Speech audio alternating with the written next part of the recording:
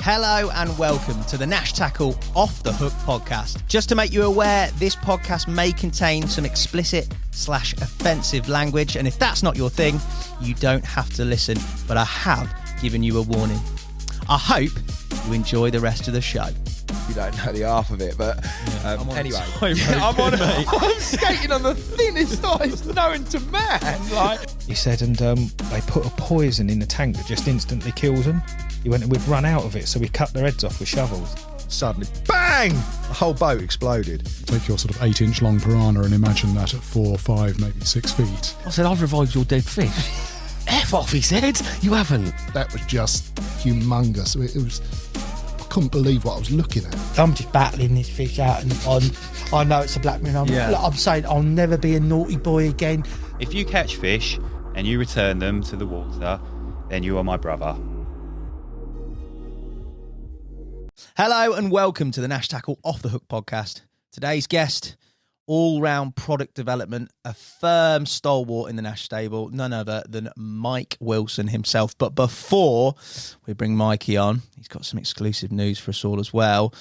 I've got none other than Nash Bait's Max Hendry. How are you, Max? Good, thank you, mate. Thank you for coming Glad to be here. News. Glad to be here. That's always a good starting point. Oh, I'm normally locked away in a factory, so this is a bit of I suppose, a special moment for me to be here, to be honest. This is my perfect. I've bought some stuff on your rider that you requested, mate. You've got some flapjacks and millionaire shortbreads. Yeah, I've already done about half of them, so go on, it's a good start. Well, you probably haven't slept in like 10 days, have you? No, that's not how it works. What are you saying about Mike Wilson? Give me some thoughts on Wilson generally. Well, he's kind of a special guy, I need to be honest. How do you define special? No, he's amazing, isn't he? He's very he was probably the person at Nash when I first started that was like the most welcoming and like straight. Yeah, you're part of the gang now. Do you know what I mean? So I always felt quite a soft spot for Wilson, to be honest. You seen him cry? See, I haven't never seen him cry. Okay, he's like the iron face of Nash. Never cry. But the story is obviously completely opposite of that. But well, we'll hopefully get to the bottom of the truth and all that. So, Max, what have you been up to recently, mate? Mainly living in a bait factory, which is pretty normal, to be honest. But we're developing another one not far from our current site to do sort of a long range of products as well. It's been, quite a few months in the making now, probably over a year now, to be honest. And we're getting towards the twilight of that. So in the next sort of 3 weeks or so, we're going to be there, and we're going to be sort of showing it to the angling world. So I'm quite excited about that. But obviously, sounds exciting. The road leading to it has been rather mental. Nice and smooth as always, mate. Not with me. It doesn't work like that. So but obviously, really excited to sort of see it through from the start to finish. So there's light at the end of the tunnel. Absolutely, right now. Yeah, I think as I say this, I'm 2 days away from cracking the last 2 pieces of the puzzle, if you will, and then it's going to be the trade show that really sees it for what it's worth, and hopefully people are really receptive to it. So, as a Nash saying firmly fits, lovely times ahead, mate. Yeah, I hope so, but I'm sure there'll be some little stopper in the mix at some point I'll have to override, but it'll be okay. Now, not to take poignancy away from Wilson, but there is something major that's happened recently. Echoes around the whole sort of carp industry, and that is the sad passing of Ian McMillan, Ting Tong. I mean, I'm guessing you spent time around him when you were sort of magazine days. He's a massive character in the whole world, and he's been a massive influence on a lot of people's angling, but also just a top bloke. Yeah, absolutely. A personality that has always been in the industry as long as I've known. I mean, I've read like Total Carp when I was 11 years old, and he was already in there and well established, if you know what I mean. So definitely sorely missed. He's been obviously with a lot of the companies that have sort of built up and are where they are now. Yeah. And I'm sure, like I say, he will be very sorely missed as a personality in the industry. And for what he's done as well, he took part in all the charity events for like Roy Parsons charity events and stuff like that. And all the sort of linear stuff, and he was definitely sort of there at the very early stages of linear fisheries as well, wasn't he? As it built up to become the sort of monster that it is now, you know. So yeah, definitely. Mate. Top, yeah, all round. I've got no more superlatives I can possibly give to him. Such a brilliant man, and dignified to the very end, despite it being obviously horrible circumstances, etc. And part of that, I think, yeah, from my perspective, I think one of the memories I had was Carp Wars live on National Fishing Day. I filmed, and it was him, Mozza, Harry Pratt, and Dave Levy, and the only person to pull a stroke was Ting Tong, and I think he hopped in like Harry Pratt swim and caught a couple before any rules were specified. So proper character, a lovely bloke, and yeah, I think everybody will sorely miss him. A legacy to what Ian wanted, and I received a voice note from him a couple of weeks, I think, well, just as he went into palliative care at the Dougie Mac Hospice in Stoke, was that obviously he wanted the industry to get behind that, to raise funds for that, and really sort of, it's not government funded, they need support, and they obviously offer a very important and dignified service to people in that situation, and as you said before, he always wants to give back, and I know that collectively as an industry, every company has got behind that in some form or another. Andrew Bower and a few of his close friends have organised sort of a pool where everything's been put together. There's a number of auctions. There's a Facebook group, details of which I'll put in the description to this podcast. If you click on, you can obviously donate, and you can obviously go on the auctions to bid. And I think Alan's got one with regards to a day's filming with Al, or a day's fishing. There's various other companies that have all got behind it. But as a cause, yeah, it's brilliant. It will be what he wanted. And I think by the time this maybe goes out, there'll probably be 100 grand plus already raised, mate. So, yeah, just deserved, impressive. Really, you know? Yeah. Like I say, that sort of shows you the impact he's had on the industry as a whole, that so many different companies and people are getting involved to sort of aid in that, and obviously it's for such a great cause, really. So yeah, too right. So please check those out, they're in the description. I'm going to in homage, cut the Nash News section short, Hendry, with you, because I think we're at a good point to stop there, mate. Absolutely. And I'm going to go and get Mike Wilson out.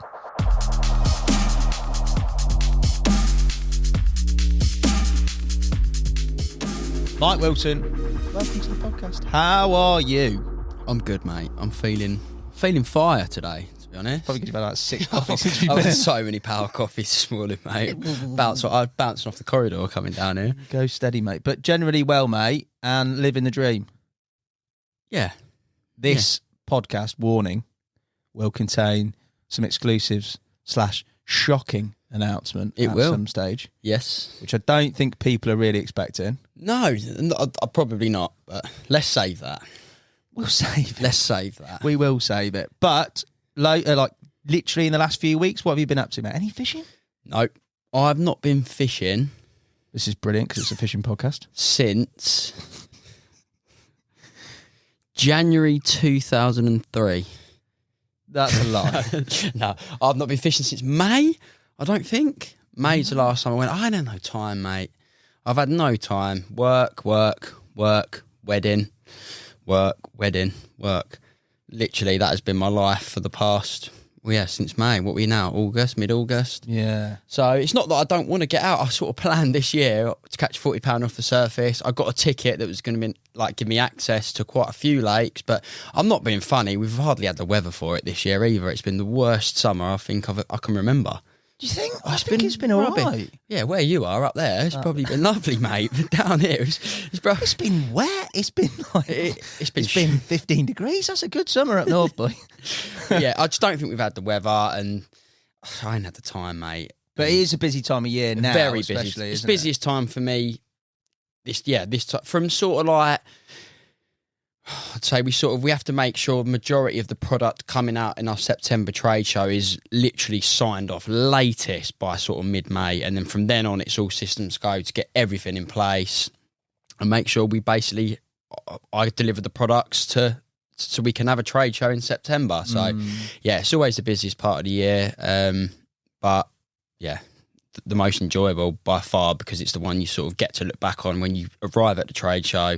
spent the 2 days setting it up, and it's all there, all the product you've been working on for the last year, and then the customers come in, give you good feedback, not always good feedback, but sometimes some constructive criticism, and take things on board. It's definitely the most enjoyable part of my job, standing at that trade show. So yeah, good time of year, but as I say, very, very busy and no time for fishing. But top 3 for people to expect at the trade show. Top 3 products for people to expect from the trade show in September. The first clue I'm going to give is just bushwhacker. That's all I'm going to say. You've heard of it before, but it's back, bigger, better than it was before. Nice. So that's all I'm going to say there. Secondly, it's sort of a name of the sort of sub-brand. It's called Moonshine. That's all you're getting. It's not Nashy with his arse. Moonshine, which is the only clue I'm going to give you. Nice. And third. God, there's so much product this year, mate. I know. There's so much product. It's definitely the biggest trade show since I've been at Nash in 10 years. 100%. I think it was like 270 new product lines or something. The third thing, without foul, is the new ZT clothing range. Ridiculous. 3 from the horse's mouth himself. Ridiculous. The ZT clothing range I haven't seen the clothing. God, it's naughty. Good? Yeah. It better be now. It's like the last time we launched ZT, I sort of sat back at the trade show, and to be fair, ZT didn't have a great deal to do with it. That's sort of Alan's child, is the ZT range, and he did a great job 4 years ago. And I sort of remember looking at them thinking, Jesus, this is the nuts. But now this new range makes it look like Primark, mate. Like, this is like Gavinci, North Face. Oh, yeah, like the top, mate. Top. It's the bollocks. I've never seen a fish and tackle clothing range like it. It's going to go down well. Because I haven't seen it myself. But that's trade show. This is probably, this podcast is probably going to come out end of August. It's a trade show sort of end of September. So the public will see it obviously after that. But any retailers at the trade show will get to see it, mate. Yeah, so I think our trade show starts 20th. Is it that week of September? So it's in Europe the week before this year. Usually we're UK, then Europe. But this year, I don't know why. I think it's because the dates, the venues are available, whatever. It's sort of Europe, then UK. So I think, 20th. I think you're right. I think 20th September it starts in the UK for a week. Podcast, back to it. When were you last on? I listened to your last one on the way up in preparation for this. I did a podcast when Alf and Dan just started. Yeah. And it was such a last. We actually was away in France on like filming a French fishing holiday film. And got to about 10:30 at night, and we were all just sitting there, not had a bite that day or whatever. Dan was now for like, do you want to do a podcast? And I was like, yeah. So we sat out till like 12, up 1 in the morning, filming a podcast outside, getting eaten alive by mosquitoes. Oh, yes. And yeah, I can't remember what we talk about then, mate, but that was cool, well pre-COVID. Yeah. So must have been 2019, I reckon it was. Yeah. Must have been. So 2 years ago, I reckon. I listened to it. It is a while back. It must be, just because of what you're talking about. But you're back in today. I'm back at last. The amount of guests I've seen come through these doors. When's it going to be my go? Morning, Neville. Let's ask the viewers if they know about. Don't know what that is. They do. If anyone watched Catherine Tate back in the day, they will know. Morning, Neville. He does that every time I come in. Mate, he did it one day, one morning. It caught on from there, hasn't it? You did it one morning, and everyone was like, "What are you talking about, lad?" Like that, and he went. Everybody came in the door. He went. No one knew what you were talking about, mate. But I'm surprised because surely you watched Catherine Tate show back in the day. No one. Oh, right. People need to. I hope people back me up in the comments here. No one's backing you up, mate. But it's all right. You've done it now. It's out there.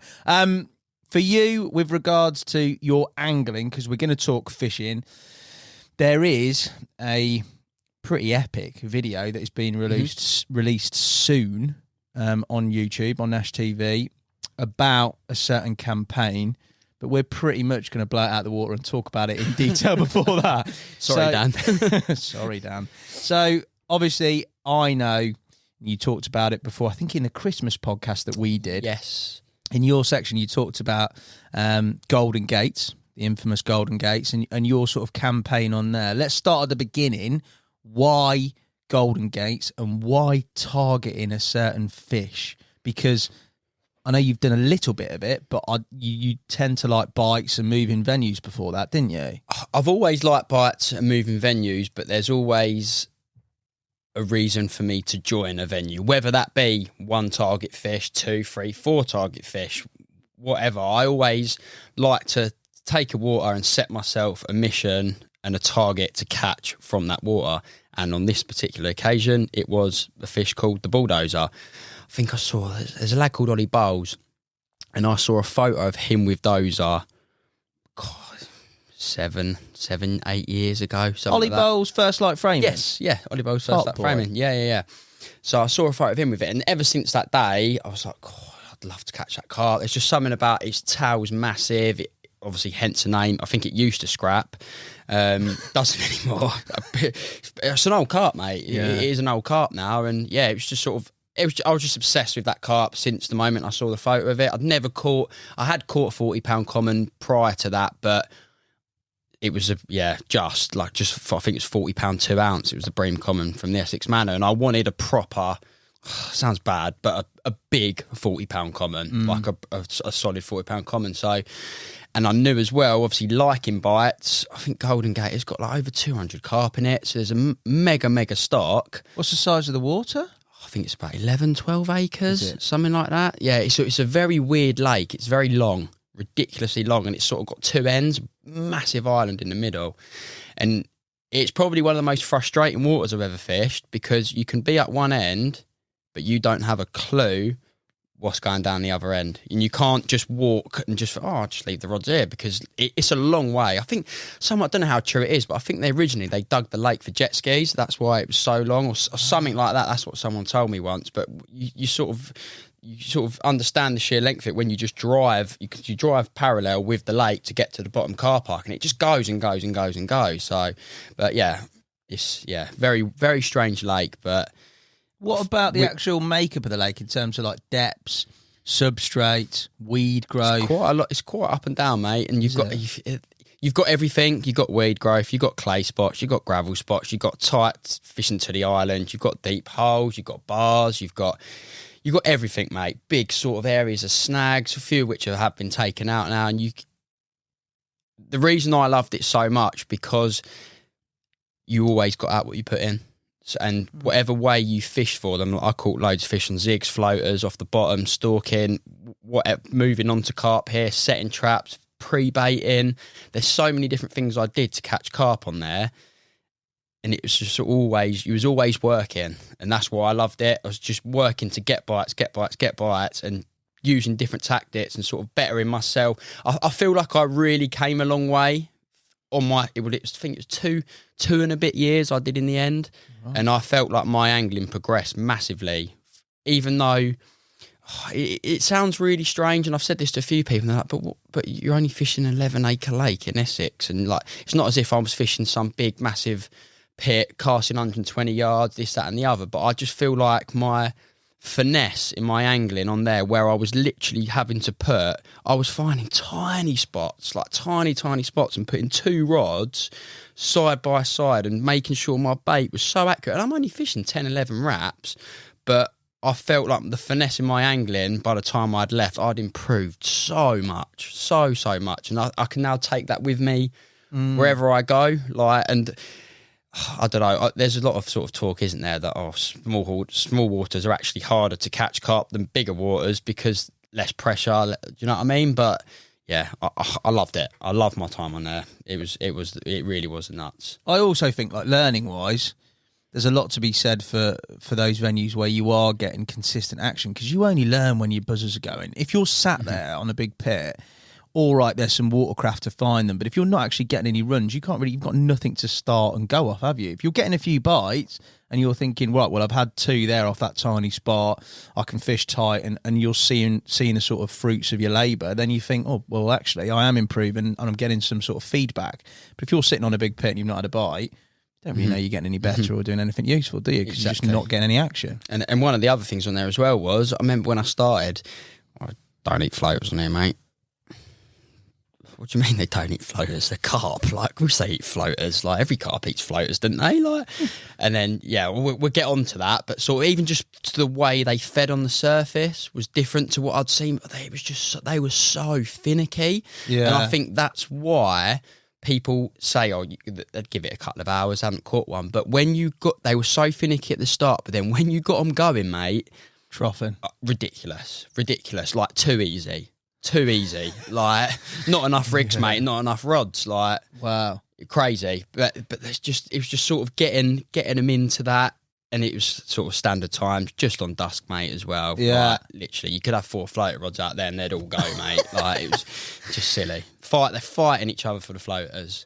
In terms of getting on there, so obviously it's a syndicate lake. Mm-hmm. So talk me through the process of you. Did you go there and think, right, well, this is me, or did you walk it before? Or was there some intel with a mate who fished it? Yeah, so it was actually, when I was fishing the Essex Manor, I met one of my dear friends who he is now, Uncle Baldy, Ian Baldwin, and I met him on the Essex Manor, become very, very good friends with him on there.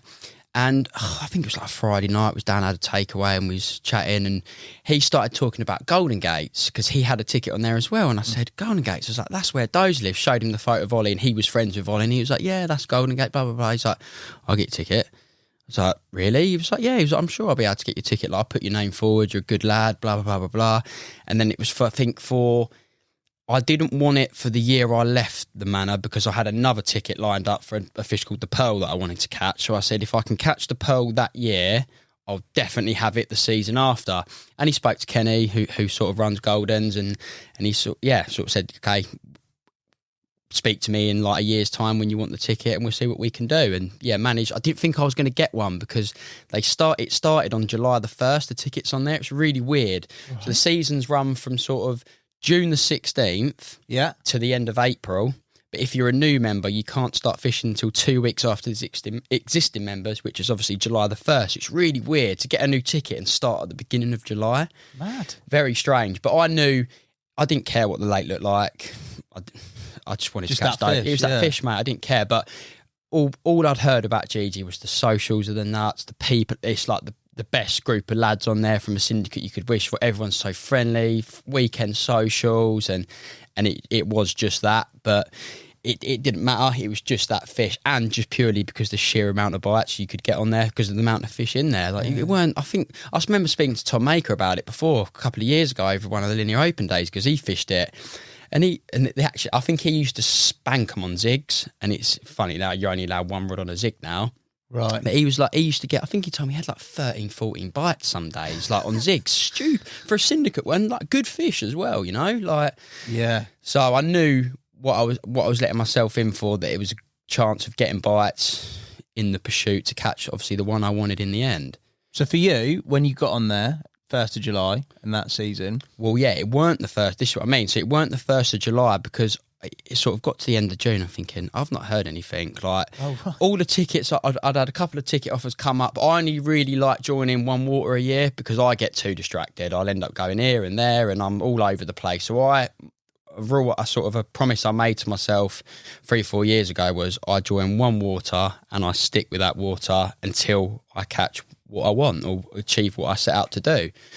And it got to sort of like the end of June. I'm thinking, fuck, like, I've not heard anything. Like, I've texted Bald and he's like, I've spoke to Ken. He sort of said, yeah, we'll get you something. You've got a ticket sort of thing. And it's waited and waited. And it was like 2 weeks into July, Ken's rung me. I think he must have been busy or whatever. And he said, come down. I'll meet you this day and come down for a walk around. So I've gone to meet him. It's like Tuesday evening, something like that, mid-July. So obviously all the other members, existing members, had a month a head start of me, and then the new members that I'd also joined with have had 2 weeks ahead of me. So I've gone down there, walked around, given them money, paid, etc., and just thought, yeah, like this is it now. This is me. Obviously, had a moment to myself, walk around, sure, you're looking at swims and, that bush looks good, this looks good. I didn't really know too much about the lake in terms of I had an idea that Baldy had told me what sort of swims he'd done well from, so I'd obviously go and check out them swims, have a look and sort of see a few swims and spots that I liked myself, and just sort of, I think I only had about half hour, 45 minutes till it got dark, so I didn't have a lot of time, and I thought, right, I'm going to go this Sunday. This Sunday is going to be my first session. Get down there sort of Sunday morning, but I thought I wanted to do another sort of little mini recce before I fish. I went down on the Friday as well after getting my ticket, just for a walk round.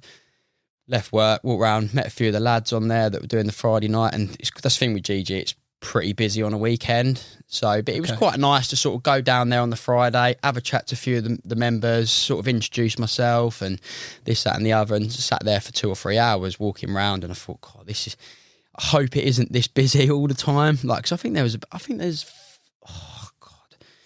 16 swims on GG, I reckon, on this Friday. At least 10 of them were taken. So I'm thinking, Jesus, like, this is busy Essex syndicate, something that I'm used to. I've fished in Essex all my life, so I know how busy it can be. But I just thought, I hope it's not like this. But then on the Sunday morning, when I actually turned up for my first session, I think there was 2 people left, and they were going. And by literally half an hour into my first session, I dialed out to myself, and that sort of worked out quite quickly.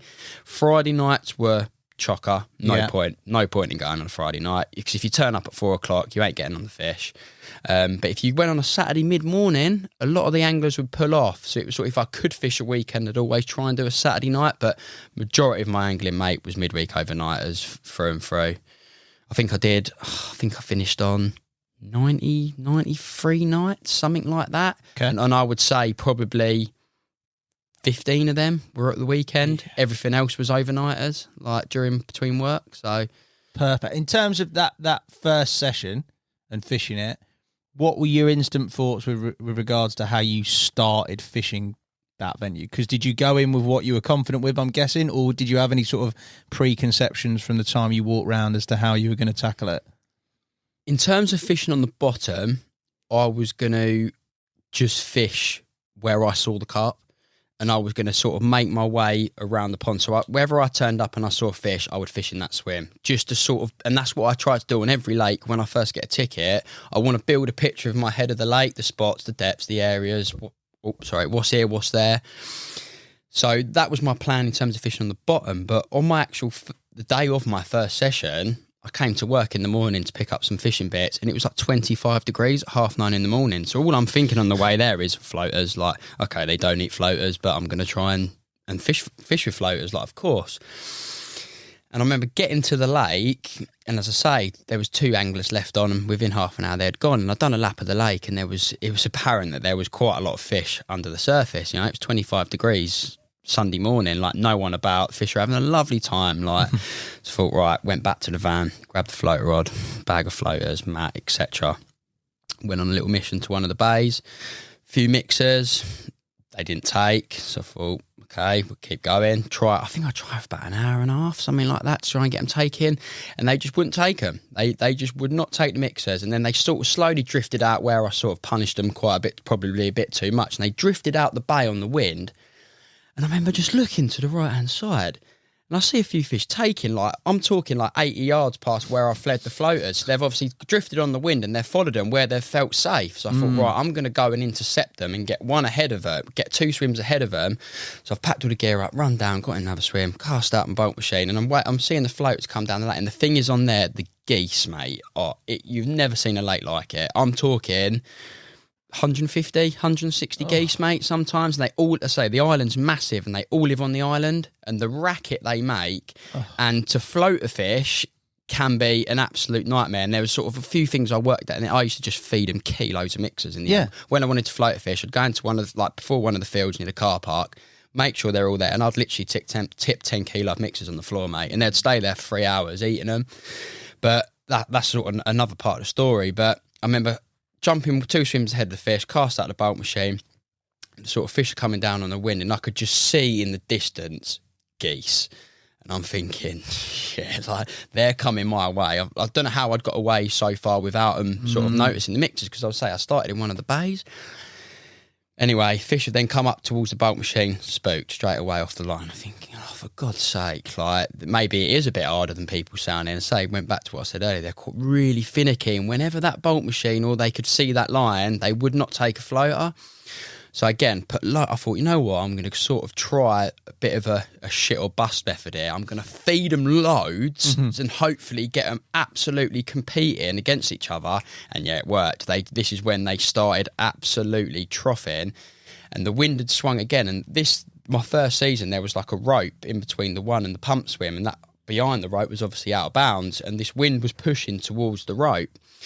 And about half an hour later, I've looked out and they're chomping against this rope, like where the mixers have all drifted in. It's all against the sediment and they're chomping. So I've gone round the lake again to get sort of as much on the back of the wind as I could, fed a few more floaters.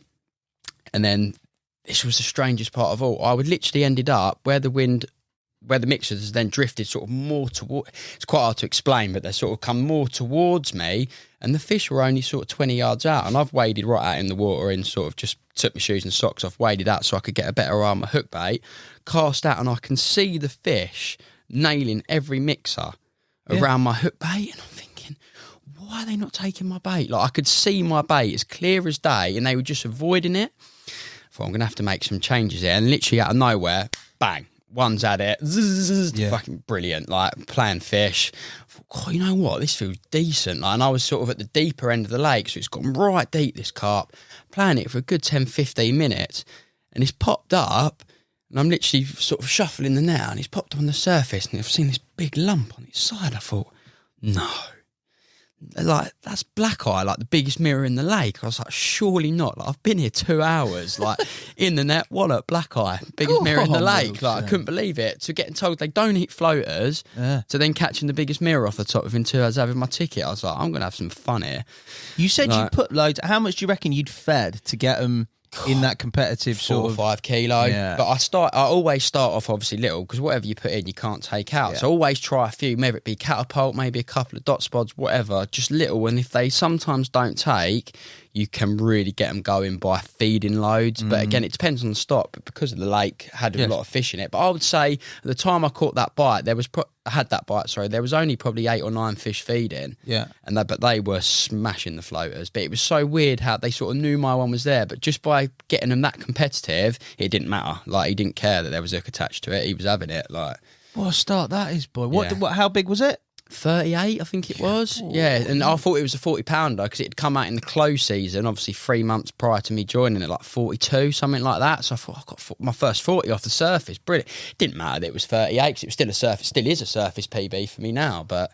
That's a start and a half, mate. I was buzzing, mate. I really was buzzing. I remember Baldy, who obviously helped me get the ticket, he then came down that night and had a sort of a barbie with us, and one of my other mates, Jack, he got a ticket the same time as me, and they came down. I remember just flicking the rods out for the night. I think I just put a couple of choddies out on showers. I didn't really care, mate. I was absolutely buzzing. Like, I had one of the A team straight away, and I think I had a 23 the next morning, something like that. Lovely scaly fish. Like, so yeah, Golden Gate's campaign was well underway, mate. And when you say campaign, obviously Dozer or Bulldozer was the sort of end target. Did you, and this is a bit of a random sort of question because I sort of know your mindset with it, did you go with sort of a big fish mentality of, I don't really care about catching any others, I just want to catch that one and fish the areas, the swims, the zones where that comes out of? Or did you go for, which is what I think you did, I'm going to catch everything until it eventually trips up? Yeah, the law of averages, mate. It's going to happen eventually, isn't it? If you're getting bites, how can it not happen? It's going to. It's genuinely going to. And I remember having this chat with Kev before, and I remember saying, he was like, oh, you're not caught that big one yet, blah, blah, blah, blah. And I was like, no, but I'm top rod, Kev, I'm doing it right. And he said, this was literally the week before I caught Dozer. And he said, when I then caught Dozer the week after, he said to me, I was going to say to you when you was giving it I weren't giving it the big one, but when I told him I was the top rod the week before, he'd go, well, top rod doesn't catch, you ain't going to catch the big one because you're catching too many. But I don't know, that's obviously Kev's mentality towards big fish, big carp fishing. I'm different. I think if you're getting bites, you're going to catch it eventually. Yeah. Of course you are. Yeah. But I know obviously what you're saying as well. A lot of people, and I don't knock people for doing that, they'll only fish sort of areas that it's been caught from before, or certain times of the year, or certain baits, or certain rigs. But I wanted to catch it on my own terms. Yeah, of course. And because I think that means a lot more, rather than someone go, oh yeah, every August it gets caught by that bush on a yellow pop-up, and going to do that. That's shit, mate. That's boring.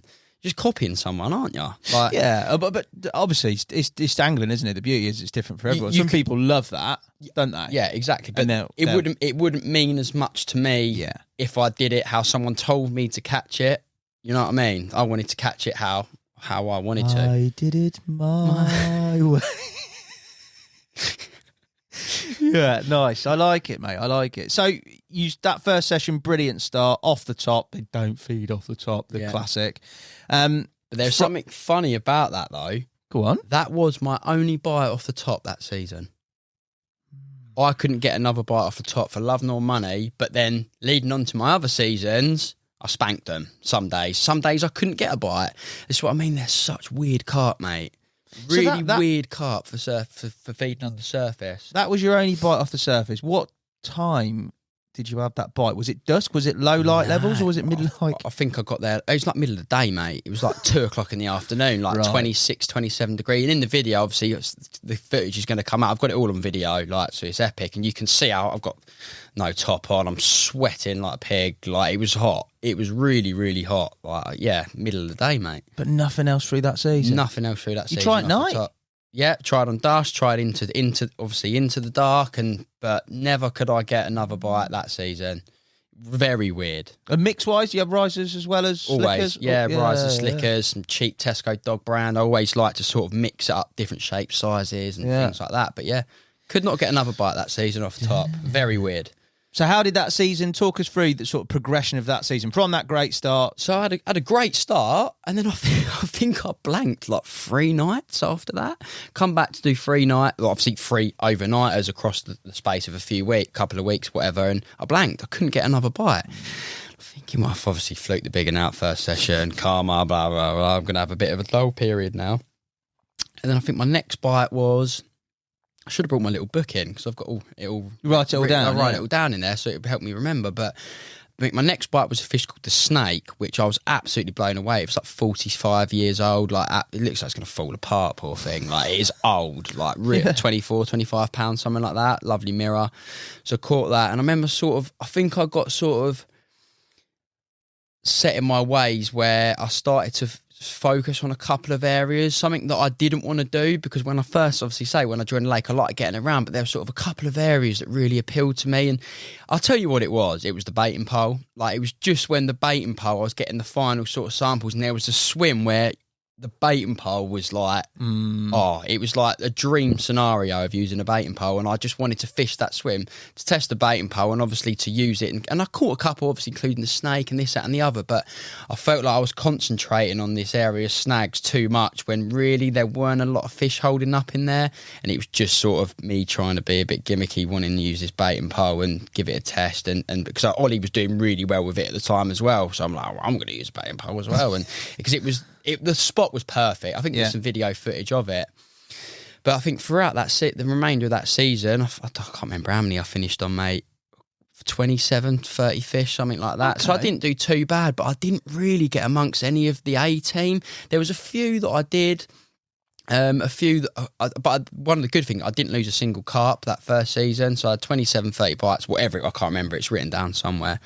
And yeah, didn't lose a single fish, which was pretty good for my confidence. Obviously, the rigs that I wanted to go in and use and etc. and the way I was fishing, to not lose a single fish for a whole season. And I think even like 10, 11 fish into my next season, I didn't lose one. I think it's like my 36th. I've got it written down. I think it was my 38th bite I lost. So I had 38 bites from GG without losing a single one, all on the slip day, size 4. Like, was it long shank? You fish twister. Oh, a little twister, short, a little twister, yeah. And didn't lose a single carp. What length? Skin length? Skin length, 25 pounds. So some people, I say, like, I've got one of my mates recently who's just got back into carp fishing, and he's every week he sends me a picture of a new rig that he's tied, and I'm like, nah, Tone, like, you need to get out of this, man. Like, you need to slip day. Just use a slip day. And I know that's easy for me to say, but I've got so much confidence in it. And I think it was Chris Eagleston, one of my good mates, who showed me it on the Manor like 8 years ago. And I've never used anything since. Genuinely, apart from a troddy or obviously a zig and things like that. But yeah, just keeping it simple. And I've got so much confidence in that rig. It's ridiculous. I think that's a common theme, isn't it? It's like most anglers who are experienced, who have caught a number of big fish throughout the course of time, they're not changing rigs they've got a handful, maybe even less, of sort of favourites that are reliable, that have got a good hook to landed ratio, like you say, and they just rotate them, maybe change the components, length, etc. to suit the situation they're fishing over. but the mechanics and the end game of it is exactly the same time and time again, isn't it? Yeah, it's like the Ronnie. Like, people love the Ronnie. I hate it. Yeah, I've never seen you really hate Ronnie, have I? because I think I sort of jumped on the bag, went, oh yeah, I'll get on the Ronnie. Like, everyone's using the Ronnie or spinner rig, whatever you want to call it. And I think I lost my first 4 bites. And I was just like, this is shit, mate. Like, I'm not using, and I've not used it since. You have. You used it with me at Rosebery. I did use it with you, only because I was copying you then again. But you did, yeah. But and I lost one. Did I lose? No, you didn't, mate. I know, we got got it free. Got it free. Savage weed. Got it. Yeah. So but I don't like it, mate. I lost too many fish on it, but it's weird because so many people catch a lot of carp on it, but I just don't think, because I haven't got that confidence in it. Yeah, of course. And with a slip D, I can fish it with a bottom bait, I can fish it with a wafter, and I can fish it with a pop up. So whatever hook bait I want to use, I'm using the same rig, and it just makes life so much easier because I've got 20 of them tied up on my rig board. Just the only thing I ever alter is the length. Heli as well. You fish them on heli, don't you? Always fish heli, yeah. Yeah, I think I couldn't tell you the last time I put a rod out on the bottom with a lead clip. Why is that? Because I always say, if I use a pop-up or if I'm using, I say a bottom bait, but I never use a bottom bait straight out of the bag. I like making my own hook bait, so I've little cork ball, they're always wafters. So the way in my head, if I use a heli and the slip D, the only thing I ever alter is obviously the height of the top bead on the heli, whatever I think the substrate on the bottom, how much it's going to go in, or the length of the rig, again, depending on the bottom I'm fishing. But I think even if you're fishing on clay, that lead does still penetrate sometimes. And I know if I've just got, say, 3 inches for the rig to move, the lead's going to go in, and where I'm I cannot cast the rod out about a bit of PVA foam on it. The lads here mug me off for it, like a PVA Wilson.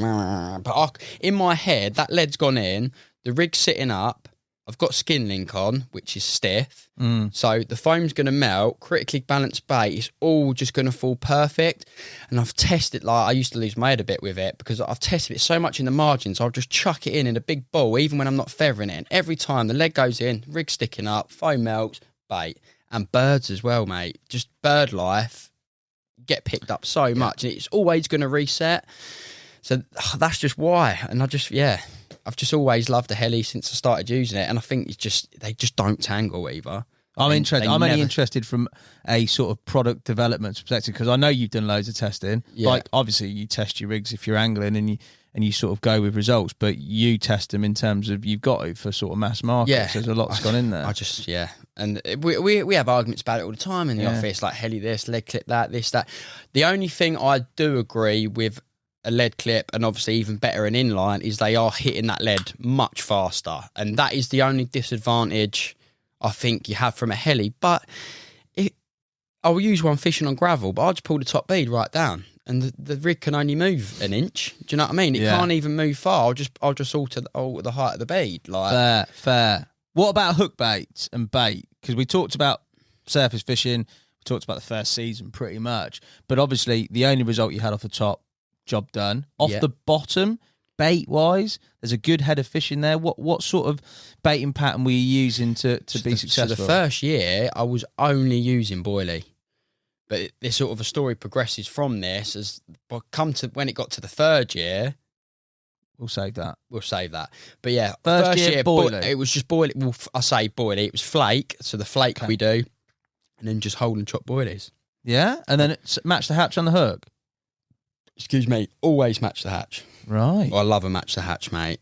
I just think don't get me wrong, if I'm sort of sight fishing on the showers, I won't just chuck a match the hatch at them, I'll chuck a bright one. But if I'm fishing over bait, it's just like, I just think if I was a carp and there's a big pile of boilies there, and then there's just a bright yellow one, obviously the thick one's going to go and eat the bright yellow one. But if in my head, like, it's natural. It's not as inconspicuous. Do you know what I mean? Yeah. And that's what I've always done so well, match hatch. And as I say, I love making my own hook baits. I'm a bit of a geek when it comes to that, like, and make my own cork balls and dry them all out and put some liquids on them, let them dry, then coat them and give them. I call it like the curing process. Like, the boys mug me off for it. But I love making my own hook baits, mate. And I think there's nothing better than it's always, obviously, so if I'm fishing the squid, I make squid hook baits. When I used to fish the key cray, I used to make the key cray ones, and loads of lads in the office thought, make me some of them hook baits, Will. It's like, I'll give you 10 a pop, blah, blah, blah. But they're long, mate. Yeah. Making hook baits is long, and I hate it. My missus hates it. And yeah, but I genuinely, every sort of February time, I'd make like 200 cork ball pop-ups, and that would genuinely do me the year, or maybe a bit into the following season as well. So good year, that, mate. Good year. Yeah, we just want to, not just every bite, is it? And then, God, yeah. But yeah, there's nothing better than catching one on your own hook bait. No. I think, as well as obviously your own rig you've constructed, you found the spot, but then to actually catch on your own bait. Yeah. It's bespoke, isn't it? Something. Yeah, it's nice. It's cool. It's cool. In terms of spots that you caught them in that first season, you said you had 20 odd bites, maybe 30 bites. Yeah. What sort of spot? Was it always a firm spot? Were you catching them choddies over weed? Were you catching them? It was a proper mishmash of bites my first year. I didn't really sort of settle on a plan in the end. I sort of focused on this bush because I had the baiting pole for a bit, and then sort of got, Wilson, what you doing? Like, you need to sort it out, mate. You need to get around the pond more again, like you plan to do. And yeah, I started to build a picture of certain spots and areas around the lake, but it was more sort of, I think my first year was more opportunist fishing, just jumping in where I could fish and where I'd seen fish or what swims are free. But I think, I guess I had the big one big mirror off the top, and then the majority of my bites were on zigs and off the bottom after that. But the annoying thing was, obviously, I only allowed one on a zig, but rules are rules. So that's what it was. Nothing I could do about it. But I feel like if I could fished 3 rods on zigs, I think that first year I would have only fished zigs because of the way the fish would behave. And every time I put out a zig, I get a bite. Yeah. And it's like, there's a reason why you're not allowed 3 rods on zigs, because it's carnage. And like, going back to what Tom Maker told me a couple of years ago, like 14 fish in a day, mate. Like, mad. Carnage. Yeah, he'd catch 14 fish out of a puddle, that boy. He'd catch 14 fish out of a lake with 10 in it. Exactly. Yeah. He's some boy. So from season 1, great first season, to be fair, like steady catch rate, to season 2, how did you, I mean, there's sort of seasonal changes with regards to... I forgot something. Go on, mate. That's going to be important. I remember the back end of that first year, there was a swim where I sort of thought, right, going into... It's so weird to explain because obviously you start in June. I think it was obviously started in mid-July and then coming to the end of the season was sort of March. Obviously March finished at the end of April. So I wanted to start getting a sort of a spring plan in place, and there was this margin in the swim called Pole to the left that I'd sort of walked through the trees. No one really went down there. Where the water was clear, you could look over and I saw this beautiful, mate, this like them heavenly edge spots that are like surrounded by weed, and there's a bit of a few zebra mussels on it, and like it's just glowing at you saying, put a rig here. Like, might as well say it across the gravel. And I was like, this is where I'm going to focus for the spring. And yeah, that sort of leads to story going in second season. But I started to formulate a plan for that spring to hopefully then come back the second year. But yeah, going into the second year. Sorry. So when did you finish that first year? Your last session? End of April. End of April. And then going into your second season, obviously you know a bit more about the lake. You've been around in terms of other members, in terms of what's been going on. You've also got a feel for that, which we'll talk about the social side as well. But that sort of early season start and spring, prime time, clubbing season, big uns normally do a bite everywhere at that time of year. How did that start for you? Amazing, to be honest. Like, I was absolutely buzzing to get back. And as I say, the reason I wanted to drop that last bit in when I interrupted you was because my plan was to get back, get in that swim and just fish that margin, because I could bait it without anyone knowing. And every time you'd walk past that swim, they'd have 3 rods out going out into the pond. There would never be a rod tucked left right up that margin. And I could keep an eye. I could stand in a tree and look at the spot. So you could see when they were there. And I remember wanting to get back for that first session, and I was going to focus on there. Turned up, someone there. Okay, plan B. And I thought, you know what? I spent a lot of my time down that second end the first year. I hadn't really ventured up the first end, which is, I think, sort of the shallower end, and I'd say slightly smaller end as well. And definitely the less busy end, you know what I mean? It didn't have the toilet out that end. You didn't have the little cabin. You couldn't park as close to the swims, and it wasn't as comfortable fishing up the other end. It got a lot more muddy up there as well. So people tended, and like some of the corners on Golden Gates, when it's muddy, mate, your barrow's gone. Like, people have had enough slips and trips. But I thought, you know what, I'm going to focus on this end this year. I'm going to now, it was sort of as if it was it wasn't meant to be. Like, I turned up to fish there and there was someone there, and I'd been thinking about the other end as well. So I thought, well, I've got to go with what I've got to do, what I've got to do. And it was actually during that close season, I got invited to go and do one of the work parties. And Jamie, one of the bailiffs, was like, if as you come to help with the work party, at the end of the day, I'll take you out on the boat. Brilliant. Like, amazing. Like, the water's tap clear, like literally at this time of year. And it was like mid-May, we're out in the boat in the close season. I remember up that first end, he took me, and the spots, mate, blew my mind, mate. And I'm thinking, and because I hadn't fished that end, it was hard. When I went, because the second end's a lot deeper, you couldn't really see the spots from the boat because it was so deep. Whereas going up to that first end, it was a lot shallower. You could see these gravel humps and these plateaux, and it was just incredible. And that was sort of what, through the close season, even though I had my plan to go back and fish the pole swim with the margin, I could just think about these shallow spots coming into sort of June. I was going to be allowed back. It was going to be hotter, shallower. Perfect. I was going to go up there. So it was sort of written in the stars, if you like. And I remember when I got back from my first session, there was someone in the pole swim. I thought, I've got to go up that end. And I jumped in a swim called the rope. And then the rope then very quickly became my swim, if you like, my go-to swim on Golden Gates, and did for the next 2 years, because I got in this swim and I'm trying to think, when I was out in the boat with him, I was taking photos and pointing to markers to try and orientate where I am. And I remember casting around for ages at this first session. I cast out, I must have done so many casts, mate, and then crack, I've hit one, brilliant, clipped it up, round the sticks, marked up, cast another 10, 15 times to make sure how big the spot number one lined up. And I just remember the amount of weed was crazy, like eelgrass weed. Yeah. In the first year, it hadn't been nowhere near as weedy on the lake. I don't know what made the weed grow so badly this second year, but I then sort of had these two perfect spots, these brilliant spots, hard spots in amongst all this eelgrass weed, and I couldn't find a spot for my third. So I thought, you know what, I'll go opportunist. I put it on a zig. I've had loads of bites the previous year on a zig, so I decided that was my plan. Fish 2 on hard spots, 1 on a zig. I think that first session I had six or seven fish. Like, so straight back in, 6-7 bites in like 2 nights, up to sort of 30-something pound. I think I was buzzing, mate. And I thought, you know what? This is me. This is what I'm going to do for the next few weeks. I'm not going to move around the pond. It's weedy here. I've got spots. If I feed them, I'm going to get some bites. And that's what I did, mate. You know, I think I stayed fishing there in that swim for the next few weeks. I had plenty of bites, some real good fish, some of the A team that I wanted as well. And I didn't think it was going to be too long before Dozer sort of maybe made an appearance. It then got caught, and then the weed died. Or I think they love that eelgrass weed, didn't they? They just munch it, mate. And the weed had all gone, and then the fish weren't there as much. So I then started to get around the pond again.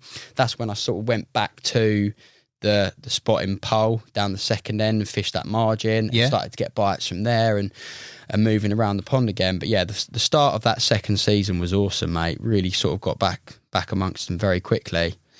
From that point, so you've obviously established a bit of bait as you talked about, when the weed was there, the fish were in that area, you were getting consistent activity. The weed's gone, time of year changes, fish move about the pond as they do. When you go down to that margin spot and you fish it, you said there that there was always sort of an intuition thing about going up the other end when you saw somebody in that. When you went to the margin spot, did you continue to put bait on that, or had you left that completely alone? 9 times out of 10, I would bait it. Okay. Just because it was so easy to bait. Like, you could bait it on the way to the toilet. Do you know what I mean? You got to walk past it, and as long as there was no one in there all the swim up, you could just get in and climb the tree, a few handfuls of bait. And but sometimes I didn't like doing that, because if you'd see carp, and there was a couple of times where I'd moved off the second end spot, drop in there for a couple of hours. Sometimes I'd get a bite, but sometimes I wouldn't, because it's sort of, you'd spook them getting the rig in or whatever. But yeah, I'd always keep a bit of bait on that spot. But mate, I'm not even joking, but by the time I left GG, that whole margin, the whole spot, it was just massive. It was massive. Massive. And then in the second close season, went out in the boat again, Jamie took me along there in the boat, and it was just ridiculous, mate. There was just fish everywhere along that mark. It was like a haven. They felt safe there, but then a lot of the snags got taken out. Okay. And that spot was never the same again. Yeah. Never the same. One angler, actually, I think at the end of the first season, once I started getting a few bites, it was really weird, because there's a few ropes on GG to sort of, not just for the out of bounds, but there's like a swim called Front Bay and then pole where I was fishing, and the margins in between them. But there's a rope that goes from the island to the bank to stop you casting obviously too far into someone else's swim. And there was another little gravel spot right on the edge of that rope that you could see further up, but sort of 15 yards towards my swim, there was a big snag coming out, and that's where I was fishing off the end of the snag. And an angler had gone in there and they wanted to get closer to the rope, but in order to get closer to the rope, they had to remove the snag. So they've snapped the snag off, taken the whole snag out, and it was never the same since then. But then again, in the close season, they moved more of the snags out, and that margin was never the same again, mate. Never. They'd get in there, mate. Like little Toby Price from Cordo in my last season on there. Yeah. There was one session, they were just there, mate, and he was just spanking them. I think he had like 16 bites or something ridiculous. Like from that spot, from that margin, they were just there, but they weren't holding them. They never held up there like they did before. Yeah, never. Often the way I've had that before, where snags are removed, it completely changes it. And it's a shame. It was such a shame because I really had something going that second year. Like felt like I was gonna, but I say I then found the rope swim up the other end, and that was what led to a lot of future success. Definitely. Bait-wise, you said you put a lot of bait in at that time. Again, still flake and boilie? Always flake and boilie. It was predominantly more flake. Yeah, I definitely fished. I remember having a chat with Nashy about it, sort of going into the second year, and he loves the flake. Like, and he's right. It's such an edge. Yeah, such an edge, because you could bet a bottom dollar, mate. You'd turn up, you'd fish GG, you'd get the rods out, and you have to sit there, mate. People get their rods out, 3 rods. Just boilies, catapult boilies. Yeah. Everyone fished boilie. Yeah. And I thought, well, I've got to do, and speaking to Kev about, get on the flake. I thought, yeah, okay, sweet. And I've used the flake previously. I just love the way it sits on the bottom, and it keeps them there for a lot longer than obviously standard boilies. So I think by doing something different like that definitely helped as well. Definitely. But then going into, I changed things again going into the third year, just because everyone used boilie, mate. Yeah, same approach, everyone. Just everyone. Like, you could, just boilies everywhere, and it's bait.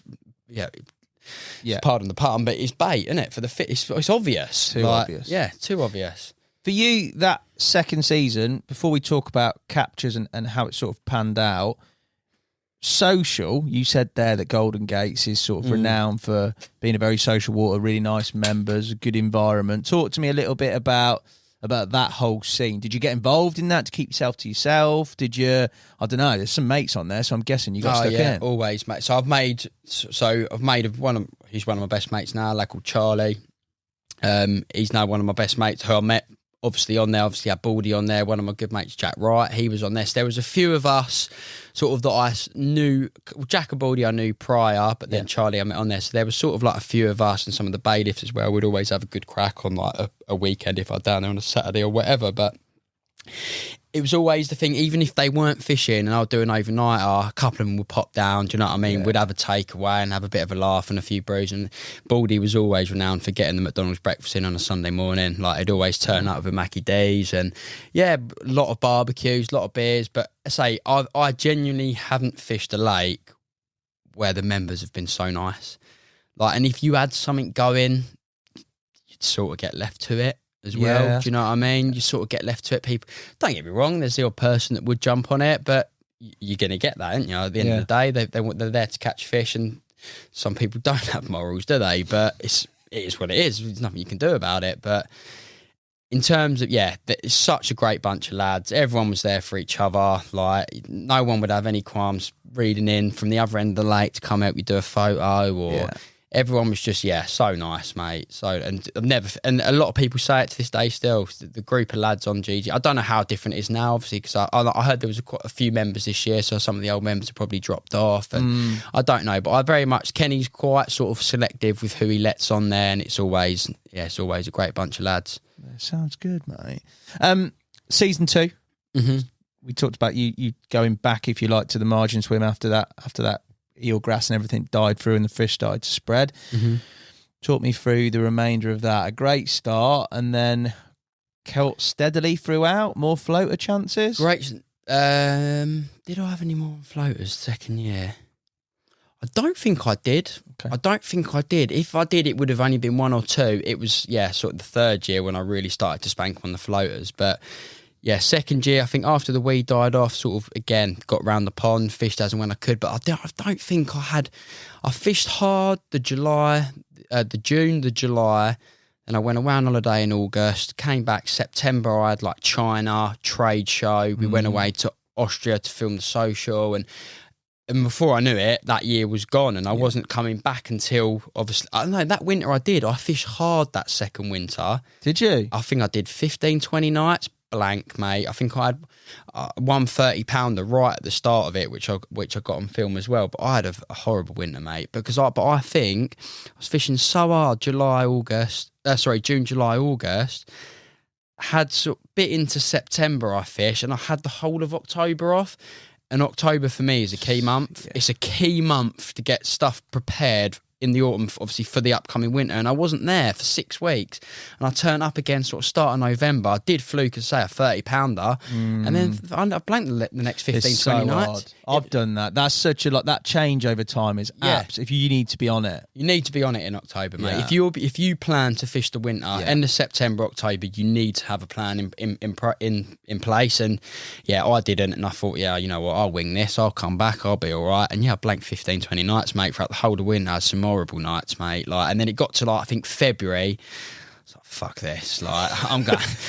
Get me out of here. I'll come back in the spring when it's easier. Do you know what I mean? So I went away, fished a water for a couple of nights when I could get time in to get some bites. But I then started. I think it was like end of Feb. I started to trickle a little bit of bait in, like a bit of corn, a bit of like bread flake and things like that, just a bit on the margin spot. And then I'd come back 2 days later, it was still there. Even though it was a margin, it was still 6-7 foot deep. Yeah.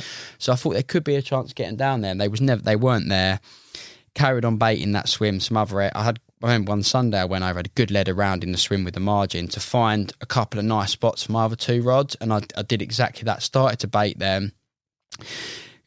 Got the bait going in, did a couple of nights, started to get a few bites. New dozer was so due, like so due. It hadn't been out in months. And then got a couple of bites from my pre-baited spot coming into March. I think this was like 10th of March, something like that. Came back a week or so later to jump back on the bait. It would always be baiting it. Turned up at the gate, a lad called Mark, Thames Water Mark, we used to call him. Come in the gate, he's in the car park swim. Just looked at me, he's gone, sorry, Mikey. But he'd caught it before, and he, like a year or so previous, I was like, no.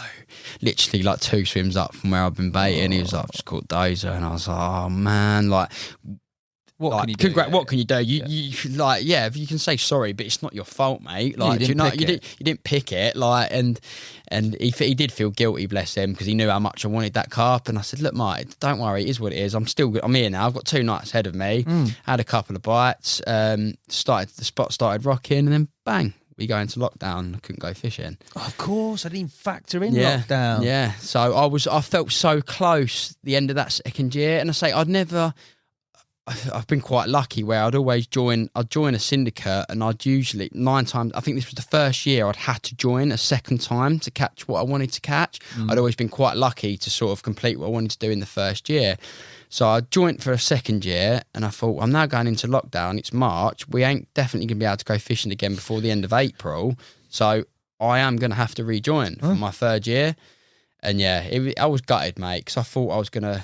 I'd put so much effort in through the winter for nothing, and I thought, I'm now putting all this effort in early spring to get a plan in place to hopefully catch it, and then bang, we're in lockdown. I can't even go fishing. Yeah, no one can legislate for what happened there, though, really. But for you, before that, season 1, when you started, how long do you think, honestly, it would take you? Did you think you were going to get it in your first season? I hope to get it in my first season, but those are such a random carp, mate. Like, so many people have had it first bite. Yeah. So many people. So there was always that chance, and as long as your rods are in the water... there was no real pattern with that carp that I worked out. Yeah, there was sort of, I've got chatting to people, and it come out from here on this date and here, and you sort of, I remember noting it all down once. I've sort of got well geeky with it and noted it all down, and I just looked at it and I was like, you ain't working out shit from that. Like, there's no pattern. There's no pattern. Like, so I just thought, and that's where I carried on. From this, I will be pub chucking for the next year. So it would have been nice to catch it in the first year, but I knew the only thing that sort of maybe made me think that I wasn't gonna was the sheer amount of carp in there. So it was a lot harder to do, so obviously because of the law of averages. But yeah, I didn't catch it first year, I didn't catch it second year. It was what it is. Like, and lockdown wise, did it obviously we opened up again, and then we went through the period of sort of where we could fish, but there wasn't a lot else going on. People were furloughed from work, there was all that, so I'm guessing it was busy consistently. No, because I think, when was we allowed to go fishing again? End of May? I think so, I can't remember. So obviously Golden Gates is shuts from the end of April till 16th of June. So we're all allowed to go fishing again end of May, but GG's still shut for another 6 weeks. 6 weeks, 2 weeks, 3 weeks, whatever it was. So I had another ticket. So I went sort of fishing, like I got a club ticket, went floater fishing for a couple of weeks. And then, sort of the whole time through lockdown, just thinking about, right, this has gone on too long now. Enough is enough. I need to catch this fucking carp because it's doing my head in. It's doing my missus's head in. Yeah. And I remember saying to Frankie, my missus, I said, look, babe, like, I am doing 3 nights a week until I catch this carp. Like, how did that go down? Just catch the fucking carp, Mike. Like, just catch it. Like, you're doing my head in. Like, so she agreed. She's good as gold. Like, she agreed. I thought, right, I'm going to get a solid plan in place now to catch this carp. Like, I've just got to maybe do something slightly different. I don't know. I didn't know. I wanted to catch it on my own terms still. Obviously, the way I'd been fishing with the slip there and fishing on, by this time, I'd really sort of focusing on the hard spots towards the end of my second season. Yeah. So I knew the hard spots were going to do me more bites. I thought, you know what? Start of that second season, the amount of weed and like eelgrass that grew up that first end in the rope swim, I thought if it grows like that again, it's winner, winner, chicken dinner, mate. Like, because a lot of people stayed away from it because it was so weedy. Yeah. And mate, this third year, the weed had doubled what it had the second year. It was so weedy. And I remember turning up for the first session of my third season, jumped into the rope swim, like sort of walked around the lake, looked in the rope swim, could see the weed, mate. Evidently, straight away, you could see it all on the surface. And I was looking out towards the left-hand side, and one of the spots that was my banker spot was completely covered over. And I thought, that's one of my spots dead from this swim. But so I had 2 spots that I found, and the right-hand spot would never do as many bites as the left-hand spot. But then I managed to sort of clear a bit of the left-hand spot. It was nowhere like it was as clean as it was before. But the right-hand spot, the one that had done the less bites, I cast that first time, crack, mate. It was still there. I was like, brilliant. Amongst a load of eelgrass. It was nowhere near as big or clean as it was before, but as soon as I brought the lead back in, there's clay on the lead, and that's what it just give me so much confidence fishing on. Then you reel that lead in, and I'm talking like chunks of clay stuck on the lead. You know what I mean? You reel in the hook, and it's all on the bait, and then proper sort of clay spots. And I thought, this is it. I'm going to focus in this swim. There's weed here, the fish are here. If I just bait the granny out of it, they're gonna feed here. They're gonna stay here for longer because of the weed, because of the bait, and surely Dozer's got to come eventually. And that's what I did, mate. I think the first session back I did really well. I think I had a couple of fish off the surface, and then I went home for a night and then came back to film my 24 with Dan and the boys. And I think I had 7 or 8 that session. Yeah. So, and again, great start to my first. It seemed like it was a pattern there going on. Great start to the first season, great start to second, and then to the third as well. And I think by like 4 nights in of my third season, I was on like 16 bites, and I'm thinking, this is great. Like, this is awesome. Like, it's going to happen. And every time I'd get down to fish, there would be so many carp. You'd see them, like, either whether they were jumping or cruising through the weed. And again, I say, a great group of lads on there. People knew I was catching them out of this swim. And I think because it was weedy as well, people tended to stay away. And I was so lucky. Every time I come down, barring once or twice, I could get in that swim. And I remember I had this feeling that I was going to catch Dozer on the 24.